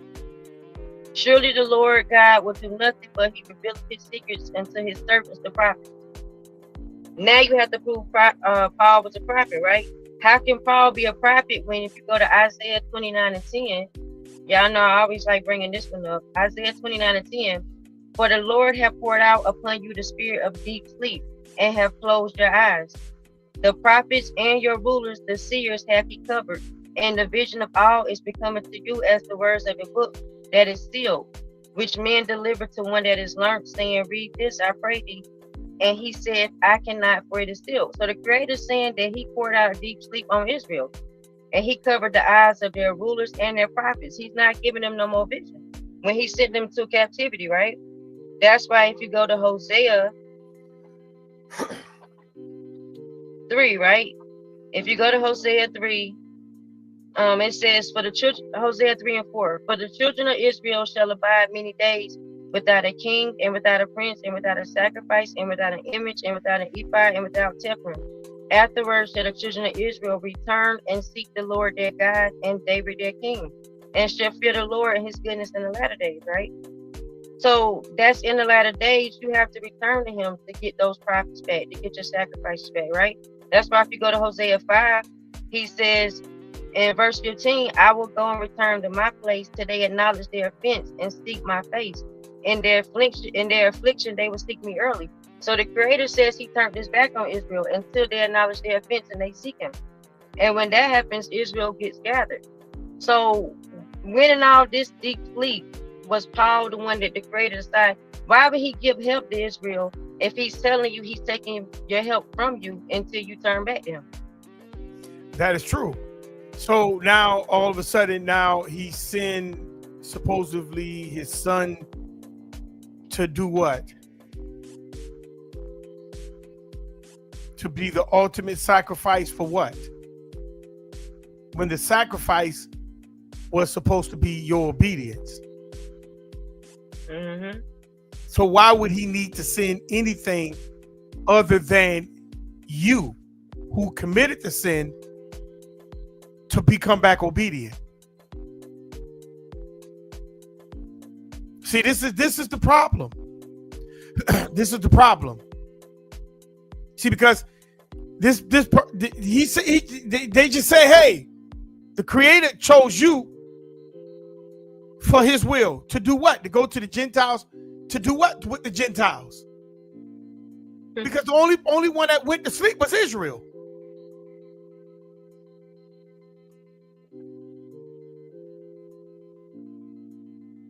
You see, Israel was the only one that was given the covenant.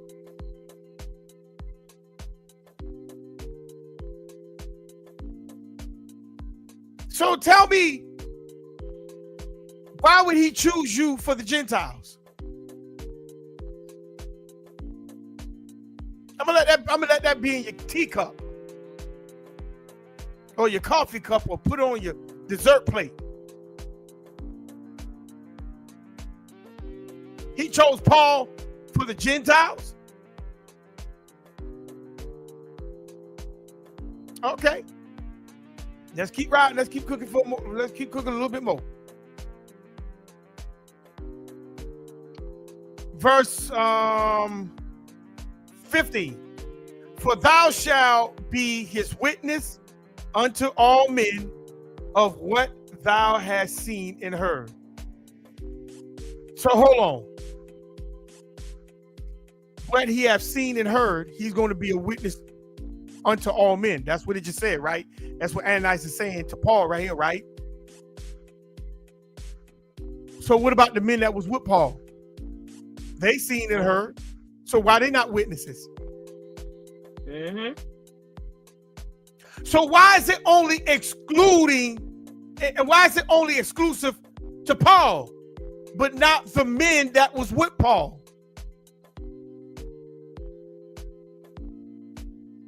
I'm not saying, just real quick, I'm not saying, because see, you'll say, well, see, now you're trying to sound like Korah. No, I'm not saying that these men take over Paul's position, but guess what? They saw and heard too. Why they're not being used? Go ahead, sis. Nah, I'm agreeing with you, because at the mouth of two witnesses, right? Why would it be at the mouth of one? You see? Why would you tell the whole world to follow the mouth of one witness? When the Creator, like we pointed out, the Creator he came before Israel so that they could see and believe. He didn't just come to Moses and they were just supposed to believe Moses. You see? That's right.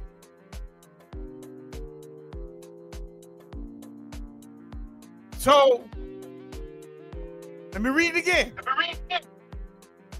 For thou shalt be his witness. Who witness? Who witness he's going to be? The Creator's witness? Or is he going to be JC's witness? Because if he's JC's witness, this ain't about the Creator no more.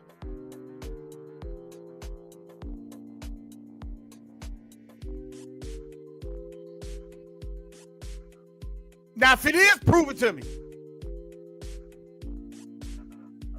Because nobody should be witnessing JC when JC said, I came in my Father's name. I came to do the will of my Father. And that's what he said? Mm-hmm. So why would Paul need to witness JC now? If it's about the Creator's will.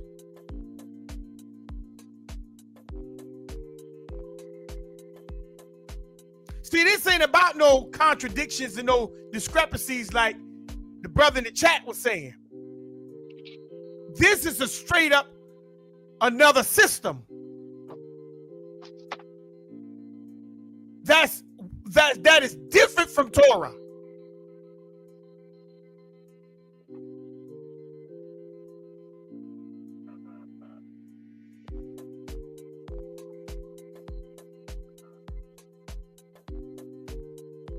So he said, you're going to be witness unto all men of what you have heard and seen. So one man is going to be a witness to all men. So you know what though? So if one man got the game plan, now I understand why y'all be up on Paul and not on Peter. Because Paul was given the game plan, not Peter.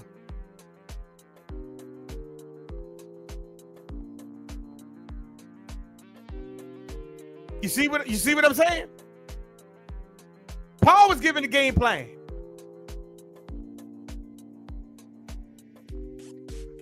And that's why Paul, just real quick. That's why Paul was able to set up his organizations. Go ahead, sis.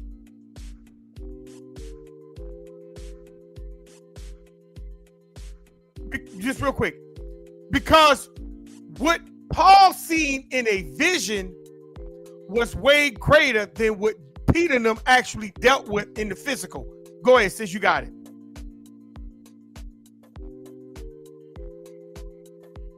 Yep. What you say? Your phone went out. I say because it seems like what Paul got was in the spirit was greater than what Peter and the rest of them got in the physical. Because I never seen where JC came and told Peter, "I'm gonna use you for everybody." Show me where he said that. Mm-hmm. He just gave them the commission to go out on the whole world. But he never told them the same thing.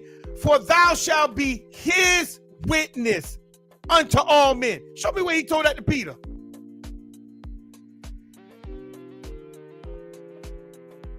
He told Peter, upon your word, I'm going to build my church. What that word? Sure, you are the Christ. So upon your belief, that's how my church going to be built. It's upon what you believe, and many other going to believe just like you. That's how my church is going to be built. Go ahead, sis, you got it. What you got? Yeah, I want to piggyback like what you just said, right? So now all of a sudden Jesus need a witness, right? But I thought John bear witness to him. But okay, I guess he replaced John. But when you're dealing with Torah, right? Go back to Exodus. Don't forget, let's say Exodus 12. Remember the Creator, he built up Pharaoh, right?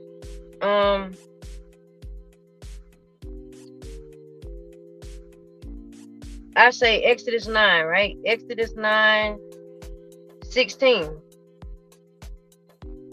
It says, so this is Moses talking to Pharaoh, right? And he's telling him what the Creator said, right?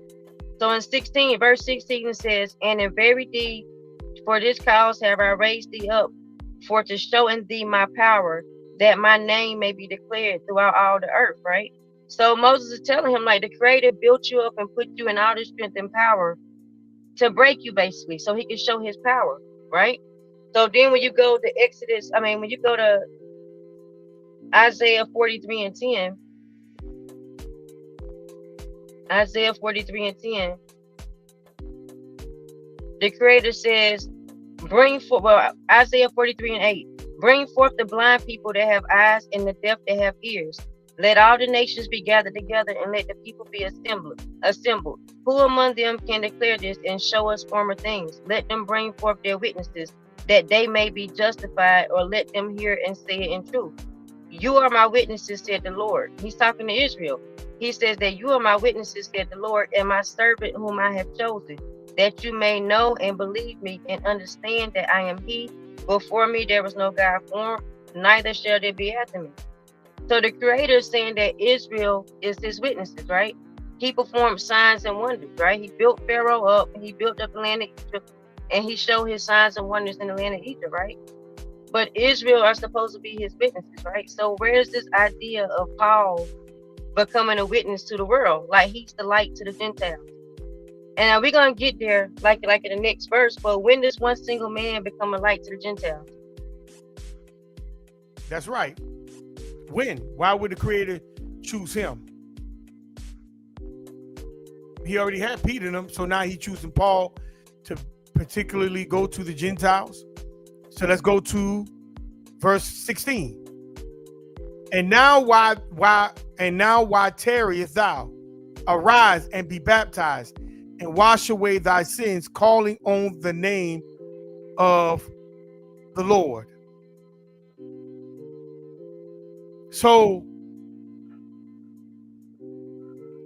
he's going to be baptized to wash away his sins, and he's calling on the name of the Lord. So what Lord is he calling on?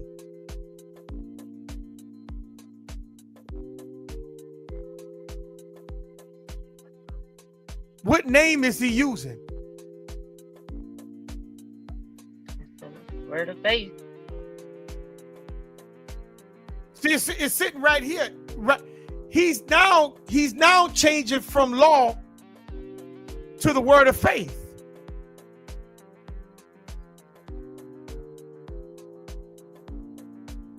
right before your eyes. He's doing the David Copperfield.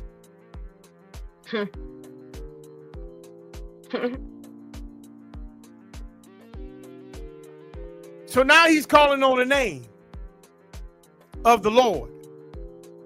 He's not. Is it the Creator he's calling on, or is it JC?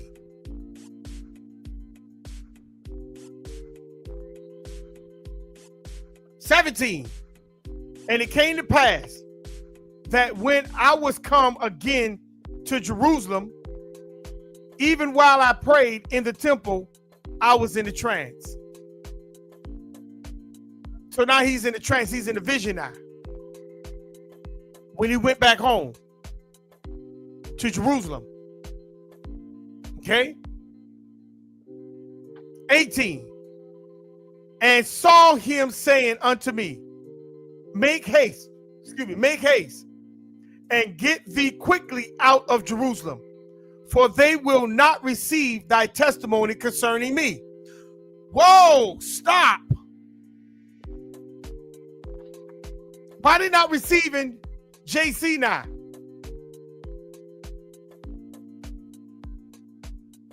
Why is JC name or the belief is so contrary to Torah?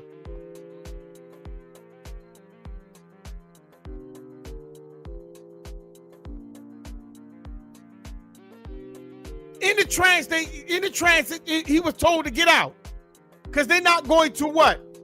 Receive thy testimony concerning JC. Why? I thought JC came in the will of the Father.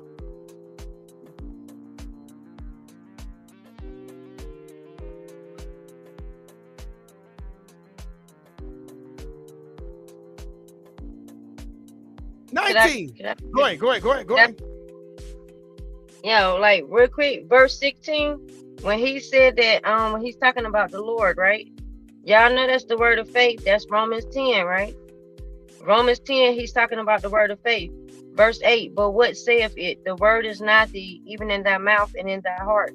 That is the word of faith, which we preach. See, they preach the word of faith. This is the word of faith. That if thou shalt confess with thy mouth the Lord Jesus. See, you have to confess with your mouth that Jesus is the Lord. And shall believe in thine heart that God had raised him from the dead, thou shalt be saved. That's the word of faith. You have to confess in your mouth with your mouth that Jesus is Lord, right? Also, too, I just want to say with verse 18, the fact that they didn't accept Jesus should tell you that he's not the seed of David, right? Because what does Torah tell you about the seed of David? What does Torah tell you about that king, right? If you go to Hosea 3, it says, Hosea 3 and 15, I just read it, but I read it again. For the children of Israel shall abide many days without a king, and without a prince, and without a sacrifice, and without an image, and without an ephod, and without a tepher. Afterwards shall the children of Israel return and seek the Lord their God and David their king, and shall fear the Lord and his goodness in the latter days. So in the latter days, the children of Israel are going to turn back and not only seek the Creator, but they're going to seek David their king. So why was Jesus so hated? Why is he saying get out of there? They want to accept him. If he's really that guy that sits on David's throne and they perceived him as that back then, they would have been looking for him. But nobody was looking for him. He was actually kind of just throwing himself on everybody. That's right. Brother Trey say Isaiah 43 and 11, I am the Lord, and besides me there's no Savior. Exactly. So we on verse he's in the trance, verse 18. And the Spirit told him while he was in the trance, get out, because they're not going to receive JC. In verse 19, and I said, Lord, they know that I imprison and beat in every synagogue them that believe on you. So you can see Paul was standing for Torah. But now he's standing for something else. And he say, We know that they're not going to believe because they don't believe in you.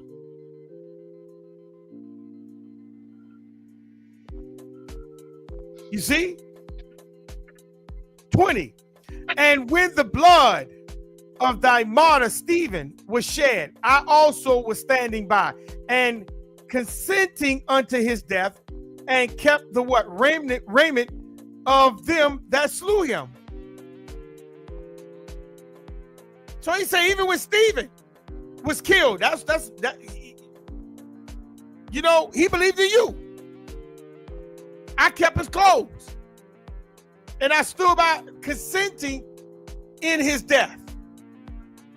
So the ones that believe in Stephen and was following Stephen, they're not going to forget that.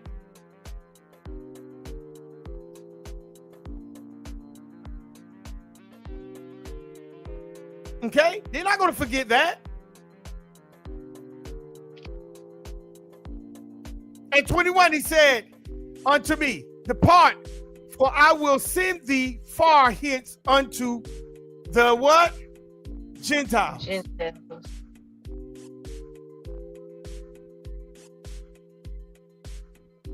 I'm gonna send you to the Gentiles. Go ahead.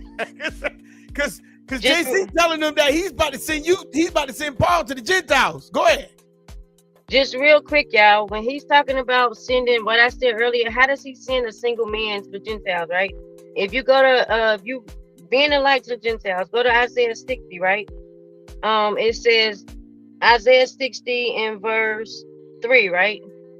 Well, 1, arise, shine, for the light is come, and the glory of the Lord is risen upon thee. This is the real light, right?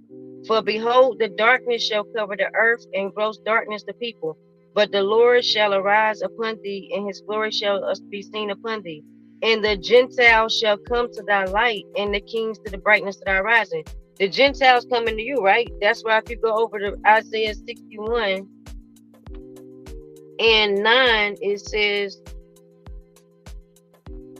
and their seed shall be known among the Gentiles, and their offspring among the people, and that seed them shall acknowledge them, and they are the seed which the Lord hath blessed. The seed, it's not going to be just one man, right? That's why if you also go to Zechariah 8 and 23, just two more, Zechariah 8 and 23, it says, this is him talking about gathering Israel. It said, thus said the Lord, well, verse 22, yeah, many people and strong nations shall come to seek the Lord of hosts in Jerusalem, and to pray before the Lord, the Creator, right? Not Jesus. Thus said the Lord of hosts, in those days it shall come to pass that 10 men shall take the hold of all languages of the nations, even shall take the hold of the skirt of him that is a Jew, saying, we will go with you, for we have heard that God is with you. So all these different nations are going to be trying to grab the Hebrew Israelites wanting to come with them, right? That's where you get Jeremiah 16:19. The infamous Jeremiah 16:19, where it says, O Lord, my strength and my fortress, and my refuge in a day of affliction. The Gentiles shall come unto thee from the ends of the earth, and shall say, surely our fathers have inherited lies, vanity, and things wherein there is no profit. The Gentiles coming to you, and they're going to realize they inherited nothing but lies. It's not going to be just one person being picked to go to them. And so where they going to get these lies from you. to? Right. Yeah, and that light where they get the lies from? Paul. Because who else is teaching them but Paul, right? Paul is teaching the Gentile. And that's what we just said in verse 21. He said, and he said unto me, depart, for I will send thee far hence unto the Gentiles. Right. And like you just said in Jeremiah 16:19, the Gentiles going to come to Israel saying that they were taught lies.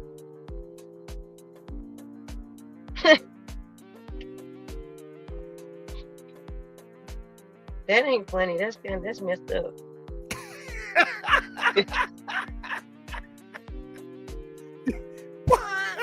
So you get the picture now. Paul was sent to the Gentiles to teach them, but the Gentiles going to come back to Israel saying they inherit lies. What lies did the Gentiles inherit? If it wasn't what Paul taught. Okay. Somebody help me make that make sense. And then it says we're gonna find them liars. So we're gonna find them to be liars, and they're gonna come and be like, yeah, we've been lying. We've been lying too. What made them liars?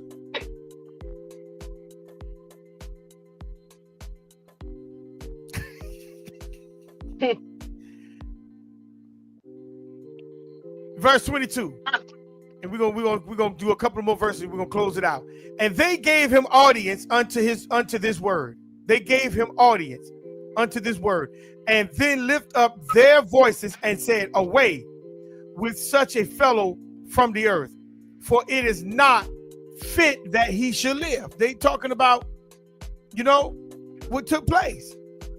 And as they cried out and cast off their clothes and threw dust into the air, verse 24, the chief captain commanded him to be brought into the castle and bade that they should be examined by scorching, that he might know whereof they cried so against him.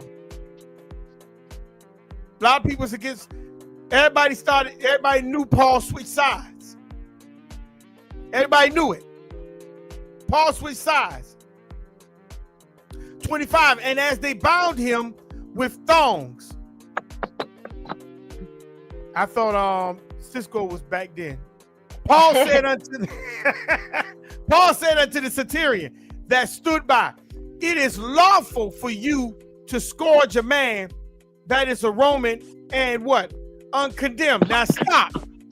Now I want y'all to see what Paul is doing. Paul was on the way to Damascus, got knocked down by JC, was blinded, but now he see through Ananias. He went back to Jerusalem. In the temple, he had a trance. Because remember, he was going to Damascus to arrest somebody, but then JC gave him a new assignment. He went back to Jerusalem, went into the temple, went into a trance. Now the people is after Paul. Why the people is after Paul? Because everybody understood Paul switched sides.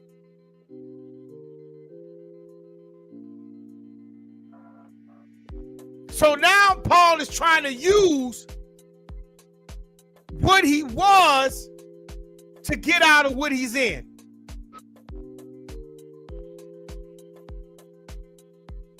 And that's why verse 26 says, and when the centurion heard that, he went and told the chief captain, saying, take heed what thou doest, for this man is a Roman. So now he's trying to use what he were, what he followed, past tense, to get out of the trouble that he's in now. That's funny. This is what Paul is doing.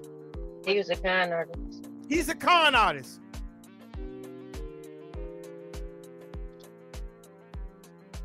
Verse 27 says, then the chief captain came and said unto him, tell me, art thou a Roman? He said, yeah, I'm a Roman.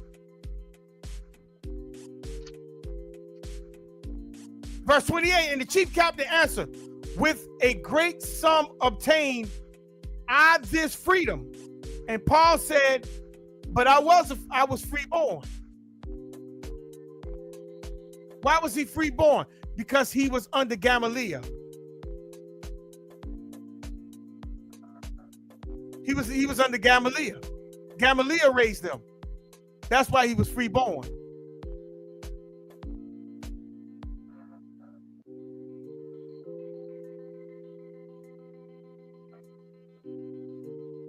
Verse 29. Then straightway they departed from him which stood have examined him. And the chief captain also was afraid, after he knew that he was a what? Roman. And because he had bound him. See, in other words, he used Gamaliel's name. Because remember, Gamaliel was a high priest. Gamaliel had pull on the high councils. Even though Paul switched, he still was using Gamaliel to get him out of trouble when it came to Rome. In verse 30, on tomorrow, because he would have known the certainty whereof he was what? Accused of the Jews.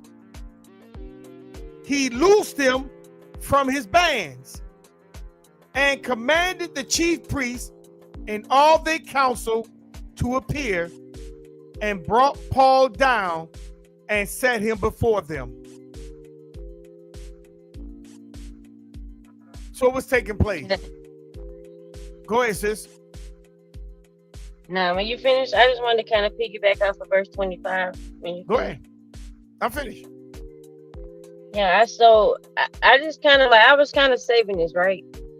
So if everybody can kind of see, because we were trying to figure out who is Paul, right? Who is this guy, right? So just real quick, if you look at Romans, this is just a recap, right, of his many different personalities. Romans 11:1, right? I say then, have God cast away his people? God forbid, for I also am an Israelite of the seed of Abraham, of the tribe of Benjamin, right? So now he's Israel, right? And he's of the tribe of Benjamin. Everybody else around him, none of them really know their heritage at that point, that are scattered, but he knows his, right? Then if you go to Acts 23:6, right? Acts 23:6, it says, this is when he's somewhere, and it says, verse 1, and Paul earnestly beholding the council said, men and brethren, I have lived in all good conscience before God unto this day. And the high priest Ananias commanded them that stood by him to smite him on the mouth, right? And then said Paul unto him, God shall smite thee, for thou withered wall. For sittest thou to judge me after this law, and commandest me to be smitten contrary to the law? And they stood by and said, revilest thou God's high priest? Then said Paul, I wish not, brethren, that he was the high priest, for it is written, thou shalt not speak evil of the ruler of the people, right? But this is the verse I want to get to. But when Paul perceived that one part was Sadducees and the other Pharisees, he cried out in the council, men and brethren, I am a Pharisee, the son of a Pharisee, of the hope and resurrection of the dead, and I called into question. So he went from he's Benjamin, right? He's Benjamin, but now he's the son of a Pharisee, right? He's a son of a Pharisee, but some man named Gamaliel, who is also a Pharisee, raised him, but that's not his father, right? So you take that, and then also look at 1 Corinthians, right? Because this tells the whole story. If you go to 1 Corinthians 9:20, Paul says, well, actually start at 9:16. For though I preach the gospel, I have nothing to glory of, for necessity is laid upon me. Yeah, woe is unto me if I preach not the gospel. For if I do this thing willingly, I have a reward. But if against my will, a dispensation of the gospel is committed unto me. What is my reward then? Verily, that when I preach the gospel, I may make the gospel of Christ without charge, that I abuse not my power in the gospel. For though I be free of all men, yet I have made myself a servant unto all, that I might gain the more. So he said he's a free man, but he's made himself a servant to all men. Verse 20, and unto the Jews I became as a Jew, that I might gain the Jews. To them that are under the law, as under the law, that I might gain them that are under the law, right? Verse 21, to them that are without the law, as without the law, being not without law to God, but under the law to Christ, that I might gain them that are without the law. Verse 22, to the weak became I as weak, that I might gain the weak. I am made all things to all men, that I might by any means save some. So he's telling you, in verse 23, he's telling you why he does this, right? And this I do for the gospel's sake, that I might be a partaker there with you. He's saying that whoever he's talking to, he's going to pretend to be you. He's going to relate to you, just to gain you, to take you back to Christ. Right. And so to go a little further, let's go back up in Acts 22:1. It's 5. I'm at 22. Hold on.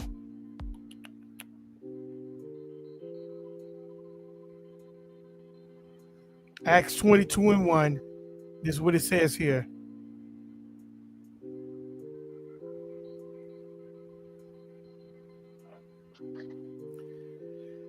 Men, brethren, Father, hear ye my defense, which I make now unto you. Verse 2.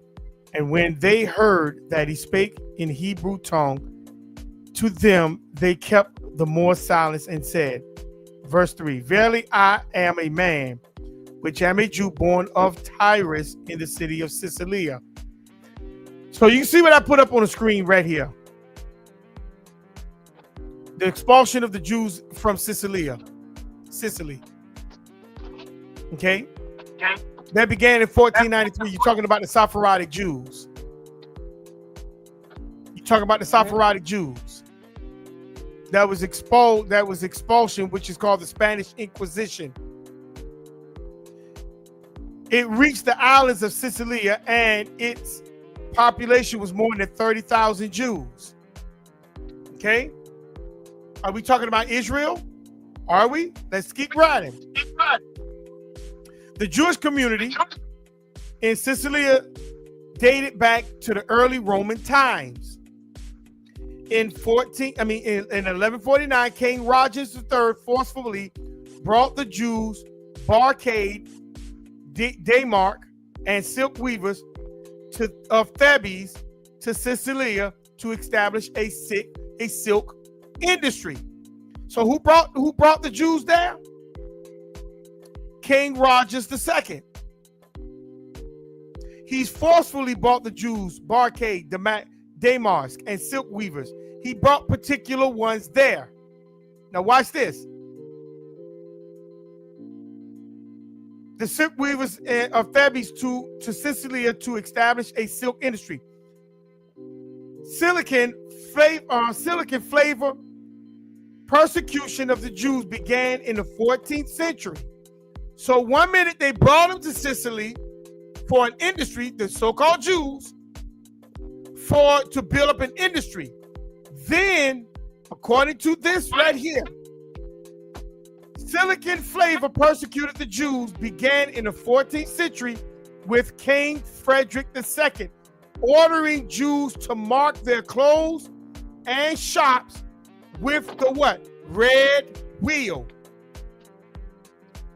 Israel was divided into two kingdoms, with the 10 northern tribes rebelling against the Creator. Okay, with the Creator.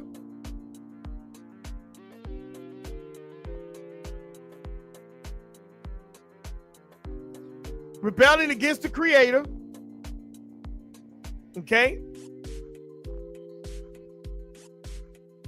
And the tribes of Judah and Benjamin remaining faithful. Jews first arrived in the southern part of Italy, including Naples and Sicily, as captive slaves after the destruction of Jerusalem. Now, when Paul was around, did the destruction of Jerusalem happen yet or not?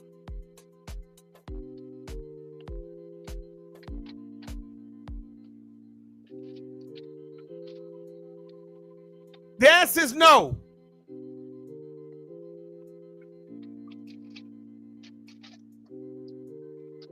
The destruction of Jerusalem did not happen until after Paul, so to speak.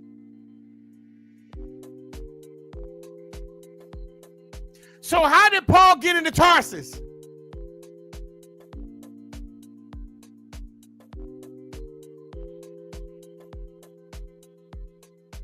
How did Paul get into Tarsus?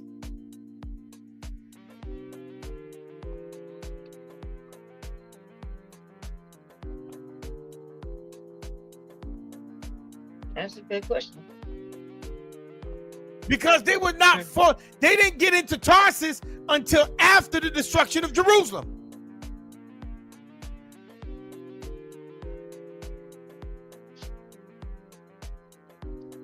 Here's my last point. We talk about the Sephardic Jews in 1493.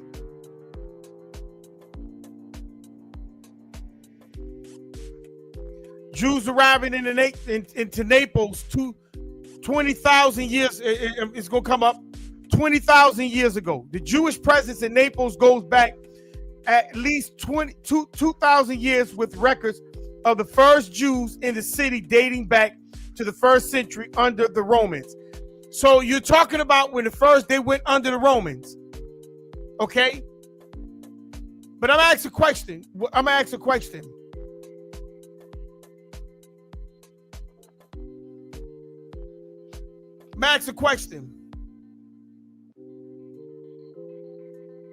Let me see if it switch over. Oh, I got to come out and go back in. You talking about the Jews in Sicilia. It's not switching over, so let me share my screen one more time.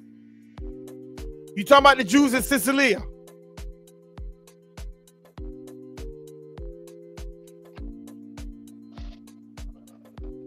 The Jews arriving into Naples. Here you go.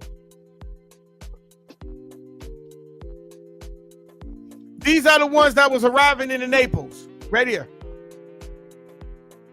Here you go right there. They're coming off a boat. They're coming off a boat, family. What flag do they have?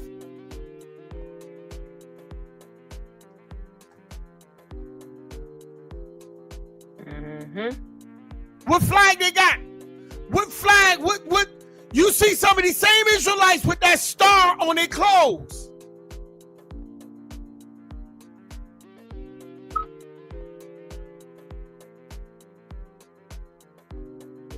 Look at them on the boat.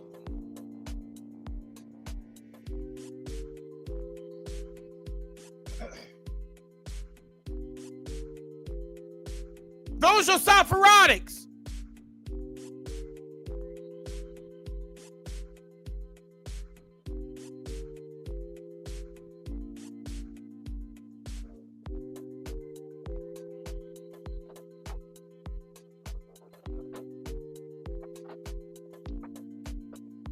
These the ones that was in Sicily, that was getting expelled.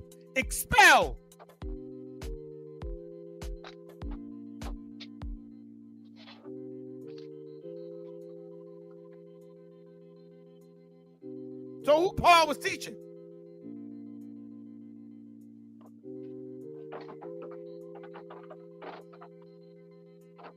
Who was Paul teaching?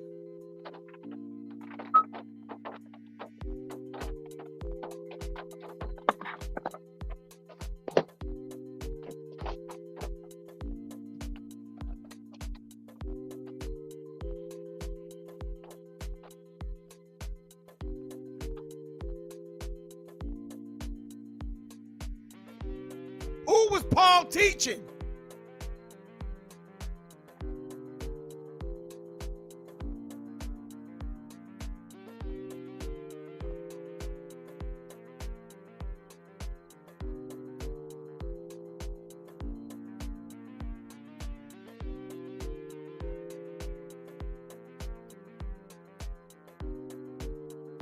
You got any last words, sis?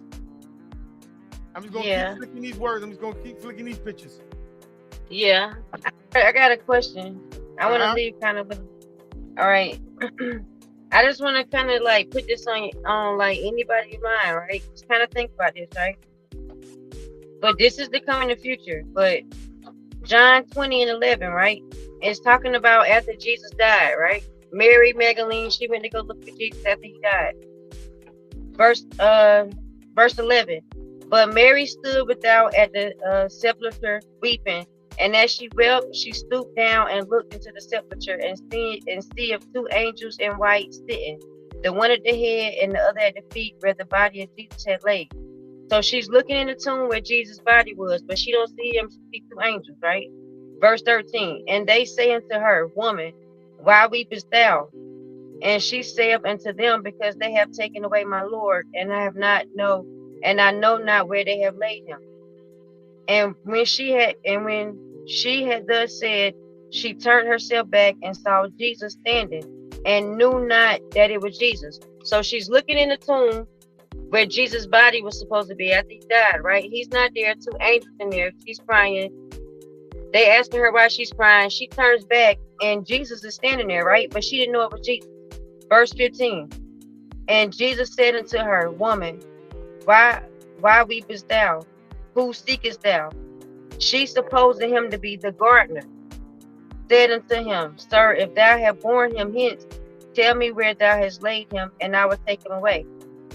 So this is after Jesus died, right? So after he's dead, he's no longer in the tomb. He's resurrected, right? She sees him, and she don't even know it's Jesus. She thinking it's the gardener, but she seen two angels. She knew those was angels, but she turned around. She didn't know that was Jesus, right? Jesus was in another body. Just keep that in mind. Jesus was in another body. There's a discrepancy, like with his mama and his daddy. Well, with his birth, right? How did he get married? Who's his daddy? And we're trying to figure out who was Paul's mom and daddy too. So everybody just kind of keep that in mind going forward. So as you can see the pictures, 1948,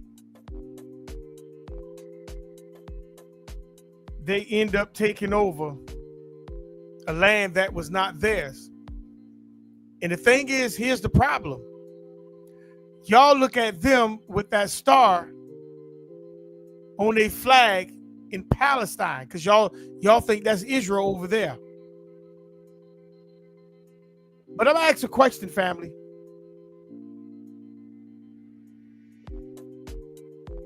I'm gonna leave you with a question. Let me pull it up real quick.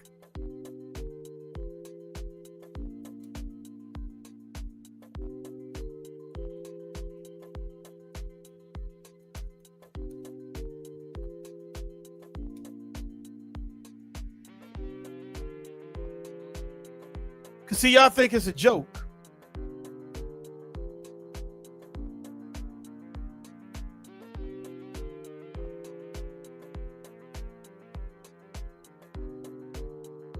Fair use, fair use.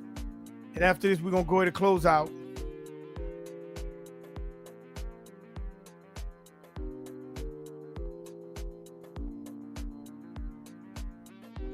This is Japhet.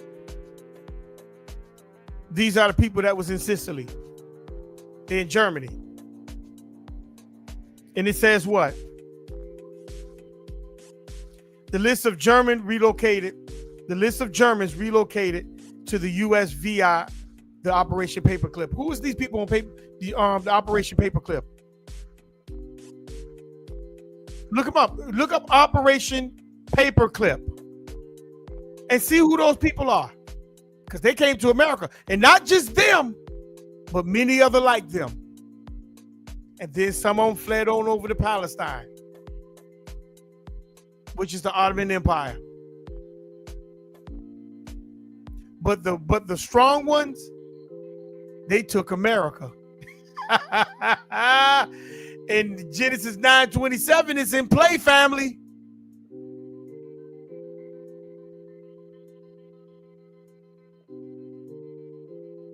We're going to go ahead and get on up out of here. We'll be back tomorrow night in part 2, The Neighbor's House. This is Maury Yaakov, an ITFTR network